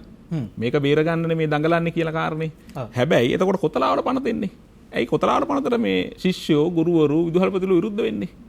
ඒක ගුරුවන්ටම ආවෙනික වෙච්ච ප්‍රශ්නයක් නෙවෙයිනේ. මේ නිදහස් අධ්‍යාපනය සම්බන්ධ ප්‍රශ්නකදී. ඒකින්ද මේ සටන් ඇතුලේ මේ සියල්ල තියෙනවා. එතකොට මේ සටන ඇතුලේ අපිට අර හුදු විදිහට අපිට මේ චෝදනා කරලා මේ වැටුප බේර ගන්න තමයි මේ ප්‍රශ්නේ කරන්නේ. යම් කොන්දේසි මත නිදහස් අධ්‍යාපනයේ අයිතිවාසිකම් කප්පාදු නොවේ. රටකට පෞද්ගලික අංශයේ විශාල වෙන අවස්ථා තියෙනවා රටක් ඇතුලේ. දැන් අද බොහෝ දේවල් ගත්තාම බැංකුව වගේ යනාදී ගත්තාම පෞද්ගලික අංශය විශාල වැඩ කොටසක් කරනවා. ඒත් එහෙම අධ්‍යාපනයේදී පෞද්ගලික අංශය යම් කොන්දේසි මත ඇති වෙනවට ඔබතුමාලා විරුද්ධද? ඒ කොන්දේසි ඔබතුමාලාත් එක්ක සාකච්ඡා කරලා ඇති කරගන්නවට කතා බහ කරලා කරගන්නවට විරුද්ධද? දැන් මම උදාහරණයකට කියන්නේ මම කලින් සඳහන් කරා දැන් සල්ලි තියෙන අය පිටරට ගිහලා ඉගෙන ගන්නවා. උපාධියක් ගන්නවා. වෙන ලොකු මුදල් දීලා උපාධි ගන්නවා. එතකොට මේ ගම්වල ජීවත් වෙන ලකුණු දෙකක් තුනක් විශ්වවිද්‍යාලයට යන්න බැරි වෙච්ච ඒ දරුවන්ගේ ජීවිතය සම්බන්ධව ඔබතුමාලා වග කියනවා. මොකක්ද ඒකට තියෙන ප්‍රවේශය? අපි සටන් කරනවා, සංකල්ප කියනවා. විරෝධතා හැමදාම අවුරුදු 20 ගාණක් නෙමෙයි විශාල කාලයක් අපි විරෝධතා දක්වලා තියෙනවා. හැබැයි දරුවන්ගේ ජීවිතවල මොකද වෙලා තියෙන්නේ? උන් එක මේ රටෙන් පැනලා ගිහිල්ලා රටෙන් එක්කෝ මේ බෝට්ටුවක නැගලා ඉතාලිය ගිහිල්ලා නැත්නම් කොහෙට හරි ඕස්ට්‍රේලියාව ගිහිල්ලා. දැන් ඔබ දන්නවනේ මේ රටේ තියෙන ප්‍රශ්නේ. මේ රටේ එපා වෙලා පැන යනවා මිනිස්සු. කොහොමද මේ රට ඇරලා යන තරුණ පරපුර මේක තියාගන්නේ? කවුද මේ රට හදන්නේ ඉස්සරහට? ඉතින් ඒකට ඒවා නියෝජනය වෙන්න ඕනේ මේ කතාවේ. ඔව්. එතකොට ඉතින් ওই කාරණේ කරන්න පෞද්ගලික විශ්වවිද්‍යාලම අවශ්‍යයිද? ඕකට බැරිද රාජ්‍ය විශ්වවිද්‍යාල පද්ධතිය තව පුළුල් කරන්න? රාජ්‍ය විශ්වවිද්‍යාල පද්ධතිය තව පුළුල් කිරීම තුළ ඒ කියන්නේ අධ්‍යාපනය සඳහා වියදම් කරන මුදල තව යම් ප්‍රමාණයකින් වැඩි කරලා මේ රාජ්‍ය විශ්වවිද්‍යාල පද්ධතිය පුළුල් කිරීම ඇතුලේ ඔය පෞද්ගලික විශ්වවිද්‍යාල ලබා දෙන උපාධිය හෝ ඒවා අපි හිතනවා සමහරක් විට වාණිජ්‍ය මට්ටමින් මුදලට විකිණෙනවා කියලා. එතකොට ඒ තත්ත්වයත් අහිමි කර ගනිමින් ඒ කියන්නේ ඊටාම ගුණාත්මක මට්ටමේ උපාධි ප්‍රදානය කිරීමේ ක්‍රමවේදයකට අපිට යන්න බැරිද රාජ්‍ය විශ්වවිද්‍යාල පද්ධතිය පුළුල් කිරීම හරහා? දැන් උදාහරණයක් අපි දැන් මේ කොතලාර පනත ගැන කතා කරන මොහොතේ ඒකත් කිව යුතුයි. දැන් මේකත් අපි දන්නවා මේ විශ්වවිද්‍යාල ප්‍රතිපාදන කමිෂන් සභාව යටතේ පවත්වාගත්තු ආයතනයක් 1988 පාර්ලිමේන්තු පනතකින් ස්ථාපිත කරපු. එතකොට ඒ වගේ තවත් විශ්වවිද්‍යාල ප්‍රමාණයක් තියෙනවා. සාගර විශ්වවිද්‍යාල එහෙම එකක්. ජාතික අධ්‍යාපන ආයතන එහෙම එකක්. එතකොට විවෘත විශ්වවිද්‍යාල එහෙම එකක්. ඊළඟට තාක්ෂණික විශ්වවිද්‍යාල එහෙම එකක්. සමහර විශ්වවිද්‍යාලවල දැන් අපි ඉංග්‍රීසි භාෂාවේ යුනිවර්සිටි කියලා පාවිච්චි කරනවා. හැබැයි සමහරව කැම්පස් කියලා පාවිච්චි කරනවා. දැන් අපි ටිකක් මේවා ඔක්කොම පටලගෙන කියලා බොහෝ දෙනෙක් කතා කරනවා. ඒතකොට දැන් සමහර අධ්‍යාපන ආයතන වල අරමුණ දැන් ඒ අදාළ වෘත්තිකය හැදීම. වෛද්‍යවරයන් හදාරනවා. හැබැයි මේ අනිකුත් දාර්ශනික විෂයන් ඉගෙනීම සඳහා වෙනම ආයතන තියෙනවා. ඒත් දැන් ඒවා අපි දැන් ඔක්කොම දැන් අපි පිළිගන්නවනේ දැන් අදටත් මේ ඔබතුමාම කිව්වනේ මේ රටේ නව නිපැයුම් වෙන්නේ නැහැ නිෂ්පාදනය වෙන්නේ. ඒත් කොහෙද ඒවට අවශ්‍ය දේවල් තියෙන්නේ? ඒක කාගෙන්ද වෙන්නේ? ඔබතුමාලා ඉදිරිපත් කරලා තියෙනවද මේ ළමයි වෙනුවෙන් මේක කරන්න කියලා, තරුණයන් වෙනුවෙන් මේක කරන්න කියලා? කවද්ද ඉදිරිපත් කරපු යෝජනාව? මොකද්ද කවද්ද දුන්නේ? ආණ්ඩුව පිළිගත්තද ඒක? දැන් අපි හුදු සටන් පාටවල එල්ලිලා කියා ඉන්නවට වඩා මෙන්න සැලැස්ම මේ රට හදන්න පුළුවන්. මෙන්න අධ්‍යාපන සැලැස්ම කියලා දීලා තියෙනවද? මේ මොකද්ද ආණ්ඩුවත් නැත්නම් ඔබතුමාලා සහභාගී කරගෙන තියෙනවද? කොතනද වැරදුනේ අපිට? දැන් ඔබතුමාලා දකින්නේ අපි පාරේදීනේ. මහා ජනගහනයක් කෙනෙකුට තමයි අපිටත් මාධ්‍යයක් හැට මේ සටන පේන්නේ. අපි ඊට පස්සේ තමයි ඔබතුමාලා ආරාධනා කරන්නේ. අපිට මට දෙන්නට අවස්ථාවක් තියෙනවා. ඒක කෙටි කාලයක් තියෙන මිනිත්තු 5ක විතර කාලෙකදී උත්තර දෙන්න. ඔව් ප්‍රියත මහත්තයා මම අර කාරණේ අවසන් කරලා ඉන්නම්. මොකද කාලය සීමාවට සහිත නිසා ඒ අදාළ කාර්යය කෙටි කරන්න. ඔව් කොතලාවල විශ්වවිද්‍යාලය ගැන කියමින් හිටපු කාරණේ මේක ඇතුලේ මේ සමාජගත වෙමින් තියෙනවා. අපි මේ කියන්නේ අර සයිටම් එක වගේ කොතලාවල විශ්වවිද්‍යාලය තකුල ගන්න කියලා. එහෙම කාරණයක් නෙමෙයි අපි මේ කියමින් ඉන්නේ. කොතලාවල විශ්වවිද්‍යාලය ආරම්භ කරලා තියෙන ඔබතුමා අර පැහැදිලිව කිව්වා වගේ ආරක්ෂක අංශයේ ඒ නිලදරුවන්ගේ දැනුම ප්‍රවර්ධනය සහ ඒගොල්ලන්ට උපාධි ප්‍රදානය කිරීම එවැනි අරමුණකින්. එතකොට ඒක ඒ ආකාරයෙන් තිබුණා. අපි කියන්නේ නැහැ කොතලාවල විශ්වවිද්‍යාලය අහෝසි කරන්න කියලා. සයිටම් එක වගේ මේක ගෙදර අහෝසි කරලා දාන්න කියලා නෙමෙයි මේ කියන්නේ. එතකොට රජයේ විසින් ඇයි මේක විශ්වවිද්‍යාල ප්‍රතිපාදන කමිෂන් සභාවේ පාලනයකින් තොර වෙනත් ස්වායත්ත ආයතනයක් බවට පත් කරන්න යන්නේ? අන්න එතන තමයි අපිට ප්‍රශ්නේ තියෙන්නේ. එතකොට එහෙම ආයතනයක් පවත්වා ගැනීම ඇතුලේ ඊළඟට විය හැකි දේ තමයි වෙනත් පෞද්ගලික මට්ටමේ එවැනි ආයතන වලට ඉඩකඩ හැදෙන්න පුළුවන්. ඒ නිසා තමයි අපි කියන්නේ මේ කොතලාවල විශ්වවිද්‍යාලය අයින් කරන්න කියලා අපි කියන්නේ නැහැ කොයි මොහොතකවත්. අපි කියන්නේ මේක ඔය තියෙන තත්ත්වෙන් විශ්වවිද්‍යාල ප්‍රතිපාදන කමිෂන් සභාවේ පාලනයකින් නියාමනයකින් යුක්තව පවත්වා ගන්න කියලා. එතෙන්ට එකයි. තම පැහැදිලි. ඕක වැරදි මතයක් විතර සමාජගත වෙමින් තියෙන හින්දා මම පැහැදිලි කරේ. ප්‍රියන්සට කරන්න යනවා කියන කතාව වෙනවා. දැන් මම ඔන්න ඒකයි අවස්ථාව දුන්නේ ඔබතුමාට පැහැදිලි කරන්න. ඔබතුමාගේ ස්ථාවරය කියන්න එපා මේ වෙලාවේ. මේ දැන් ඊළඟට ඔබ මතු කරපු තවත් ප්‍රශ්න කීපයක් තිබ්බනේ මෙතන. දැන් විශේෂයෙන්ම දැන් අපි මේ අධ්‍යාපනයේ දැන් ළමයින් සියලු දෙනාටම අධ්‍යාපනය ලබන්න උසස් අධ්‍යාපනය ලබන්න අවස්ථාව අපි හදන්න අපි මැදිහත් වෙන්නත් කියන එක. අපි යෝජනා අනන්තවත් දීලා තියෙනවා. ආණ්ඩු දිගටම මේවා නොසලකා කටයුතු කිරීම තියෙන විශේෂයෙන්ම අපි පෞගිය කාලේ ආරම්භ කරා තාක්ෂණික විෂයන් පාසල් වල. තාක්ෂණික විෂයන් හදාarලා උසස් පෙළ සමත් වෙලා යන ගුරුවරුන්ට විශ්වවිද්‍යාලයේ තාක්ෂණික විෂයන් හදාරන්න ක්‍රමවේද තිබෙන්නේ නැහැ. එතකොට ඒවට මුදල් දුන්නේ නැහැ. දැන් උසස් පෙළ සමත් වෙලා උසස් පෙළේට විෂයන් ඇතුළත් කරා නම් ඒවට අදාළ විශ්වවිද්‍යාල පාඨමාලා හදන්න ඕනේ.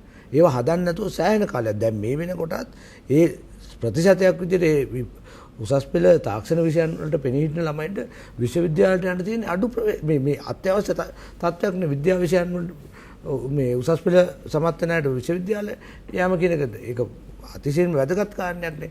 රැකියාව තියෙන ඒ ශාස්ත්‍රවල දැන් ඔබ මතු කරපු විදේශ රැකියාවට පුහුණු ශ්‍රමිකයෙක් යවන්න මේවා වැදගත් වෙනවා නේ. එහෙනම් ආණ්ඩුව උසස් අධ්‍යාපන ලබා දෙන ක්‍රමවේද හදන්න ඕනේ. හදන්න නැතුව පෞද්ගලික කාලේ අපි ඇත්තටම මම මුලින් ඉඳලම කිව්වා අධ්‍යාපනයට වෙන් කරන මුදල වැඩි කළ යුතුයි. එතකොට ඒක තුල තියෙන විශ්වවිද්‍යාල පද්ධතිය පුළුල් කිරීම. එතකොට දැන් මේ වෙනකොට ඒක වෙනුවට කරලා තියෙන්නේ ලෝකේ අඩුම දැන් දකුණු ආසියාවෙත් අඩුම ප්‍රතිශතයක් අධ්‍යාපනයට වෙන් කරන ලංකාව. එතකොට දැන් මේ අවුරුද්දේ 1.7යි. ඒ තරම් පල්ලෙහාට දාලා තියෙනවා. ඒ වගේම දැන් අනිත් පැත්තෙන් දැන් විශ්වවිද්‍යාල වලට රාජ්‍ය විශ්වවිද්‍යාල උසස් අධ්‍යාපනයට මේ මුදල් වෙන් කිරීම අඩු කරන ගමන් දැන් ওই කොතලාවල පනත කියන එක ගැන අපි පනතනේ යකුලන්ට කියන්නේ පනත ගෙනාවට පස්සේ මේකට මුදල් දෙන්න බිලියන 36ක් වෙන කරලා තියෙනවා. බිලියන 36ක්. සල්ලි නැහැ කිව්වා. සල්ලි නැහැ කිව්වා. එතකොට ඇයි බැරි මේවා ඇත්තටම රාජ්‍ය විශ්වවිද්‍යාල රජයෙන් මේ මුදල් දෙන්නේ. ඒ කියන්නේ සල්ලි නැහැ කිව්වට ඔබතුමා කියන්නේ සල්ලි තියෙනවා කියලා. ඒ වගේ මම අර වැටුප් සම්බන්ධ ප්‍රශ්න මම උත්තරේ මට අධ්‍යාපන රාජ්‍ය ඇමතිවරයෙක් පැහැදිලිව කිව්වා සාකච්ඡාවකට ගිය වෙලාවේ අධ්‍යාපන අමාත්‍යාංශයේ මේකේ යම් ප්‍රමාණයක් දෙන්න මුදල් තියෙනවා දෙන්න පුළුවන් කියලා. එහෙම බිලියන 9ක් තියෙනවලු තාම මේවට භාවිතා කරන්න පුළුවන්. අන්තිම ප්‍රශ්නේ මිනිත්තු 1ක් ඔබතුමාට අවස්ථාව දෙන්න. මේ කාලය ඉවරයි. දැන් මොකද්ද දැන් හෙට දවසේ පියවර ඔබතුමාලා මේ ආණ්ඩුව විසඳුමකට එන්න පරක් වෙනවා නම් තවත් මේක කල්ලා ඇරෙනවා නම් මොකද්ද රටට කියන්න තියෙන ඔබතුමාට? ඔව් දැන් මම මේකේ අරගලයේ සම්බන්ධ ඒකත් චුට්ටක් කියලා මේ ඇත්තටම අරගලයේ අපි ඉස්සරහට ගෙනියනවා. ඒකේ යම් ප්‍රවේශයන් වෙනස් වෙන්න පුළුවන්. හැබැයි අපි අරගලයේ ගෙනියනවා ප්‍රශ්නෙට පිළිතුර ලැබෙනකම් සාධනීය පිළිතුරක්. ඒක සාධනීය පිළිතුර. අපි වැටුමම කියන එක නෙමෙයි. ආණ්ඩුව කරන මේ කියන අපි රැවට්ටීම් නතර කරලා අපිට පිළිගන්න පුළුවන් විසඳුමක් දෙනකම් ගෙනියනවා. ඒ වගේම මේකේ දැන් පළවෙනි වැටුප් ප්‍රශ්නේ විසඳුනත් මේකේ අනිත් දේවල් තියෙනවා. ඒවටත් වෙනත් ක්‍රියාමාර්ග අපි ගන්නවා. වෙනත් ක්‍රියාමාර්ග. හැබැයි දැනෙන ක්‍රියාමාර්ග විය යුතු දැන් වැටුපට විතරක් ආණ්ඩුවට දැනෙන එකක් අරන් අනිත් ඒවාට දැනෙන එකක් ගත්තේ නැත්නම් හැබැයි ක්‍රියාමාර්ග ගත්තා උන්නේ නැහැ කියලා කියන්න පුළුවන්. ඒ නිසා අපි ඔබතුමාලා රටක් හැටියට විශ්වාස කරනවා. ඔබතුමාලා මේ ජනතාව නියෝජනය කරන කණ්ඩායම් දෙකක් හැටියට. මොකද අපිට වඩා වැදගත් වෙන්නේ අර දේශපාලඥයා විශ්වාස කරා වගේ ඔබතුමාලා විශ්වාස කරන්න සිද්ධ වෙනවා ජනතාවට. දැන් දරුවන්ගේ ප්‍රශ්න විසඳලා දෙන්න වෙන කාටවත් කියන්නේ නැහැ. ඒවා දැනෙන ක්‍රියාමාර්ග වෙනවා. මොකද මේ වෙනකොට අපි පළවෙනි ජයග්‍රහණය ලැබලා තියෙනවා. ගුරුවරු විදුහල්පතිවරු ඔක්කොම එක තැනකට එකතු කරලා තියෙනවා. ශිෂ්‍යයොත් එකතු වෙලා තියෙනවා. දෙමව්පියොත් බහුතරයක් මේ අරගලෙත් එක්ක එකතු වෙලා තියෙනවා. මේ අධ්‍යාපනයේ ඇත්තටම ස්වර්ණමය අනාගතයක් හදන්න මේ අරගලය අපි ඉස්සරහට ගෙනියනවා. උදේගම මහත්මයා ඔබට මිනිත්තුවක් තියෙනවා. අවසාන වශයෙන් මට කියන්න තියෙන පණිවිඩය තමයි අපි පැහැදිලිව අපේ ගුරු සංගම විතර අපි අවධාරණය කරමින් හිටියේ අපේ අරමුණ තමයි දේශීය චින්තනයෙන් යුතු ස්වදේශීය ඥානයේ බලගැන්වුණු අධ්‍යාපන ක්‍රමයක් මේ රට තුළ ස්ථාපිත විය යුතුයි කියන කාරණය.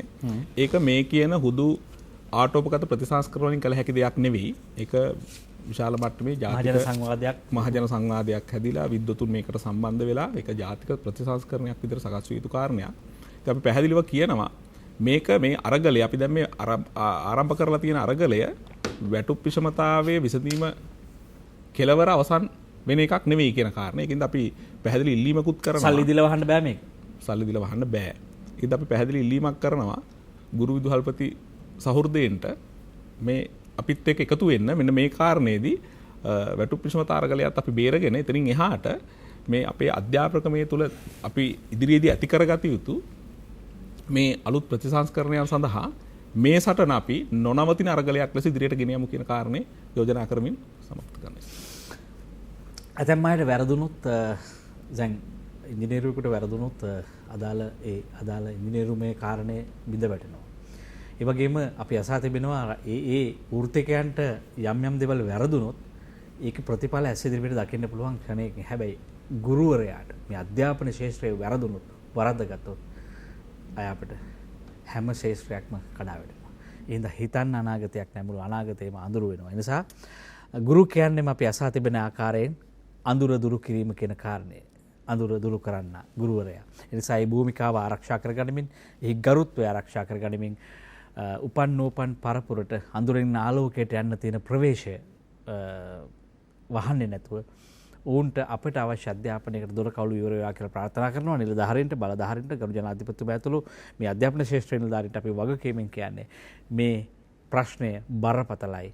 අපට අවශ්‍ය ඊට එහා තියුණු ගුණාත්මක අධ්‍යාපනයක් මේ රට අවශ්‍යයි කියන පරිණිඩේ කෙමින් සුතී ලංකා ගුරු සංගමේ සභාපති ප්‍රියන්ත ප්‍රනාන්දු මහත්මයා රටමැදට පැමිණියාට ඒත් එක්කම ගුරු පෞර ජාතික ගුරු සංගමේ ප්‍රධාන ලේකම් සඳුන් බෝධරගම මහත්මයා අපි ඔබට ස්තුතිය ප්‍රාර්ථනා කරනවා. අහිතුතුනේ අපි කැමති අද දවසේ සමුගන්න යහපත් වූ හෙට දවසක් ප්‍රාර්ථනා කරනවා සියලු දෙනාටම. ප්‍රවේශමෙන් ඉන්න වසංගතේ තාම බලමගෙන ඉන්නවා පරසමෙන් ඉන්න අපි ගෙල්ලා යනවා. ආයෙත් හමු වෙමු. සුබ රාත්‍රියක්.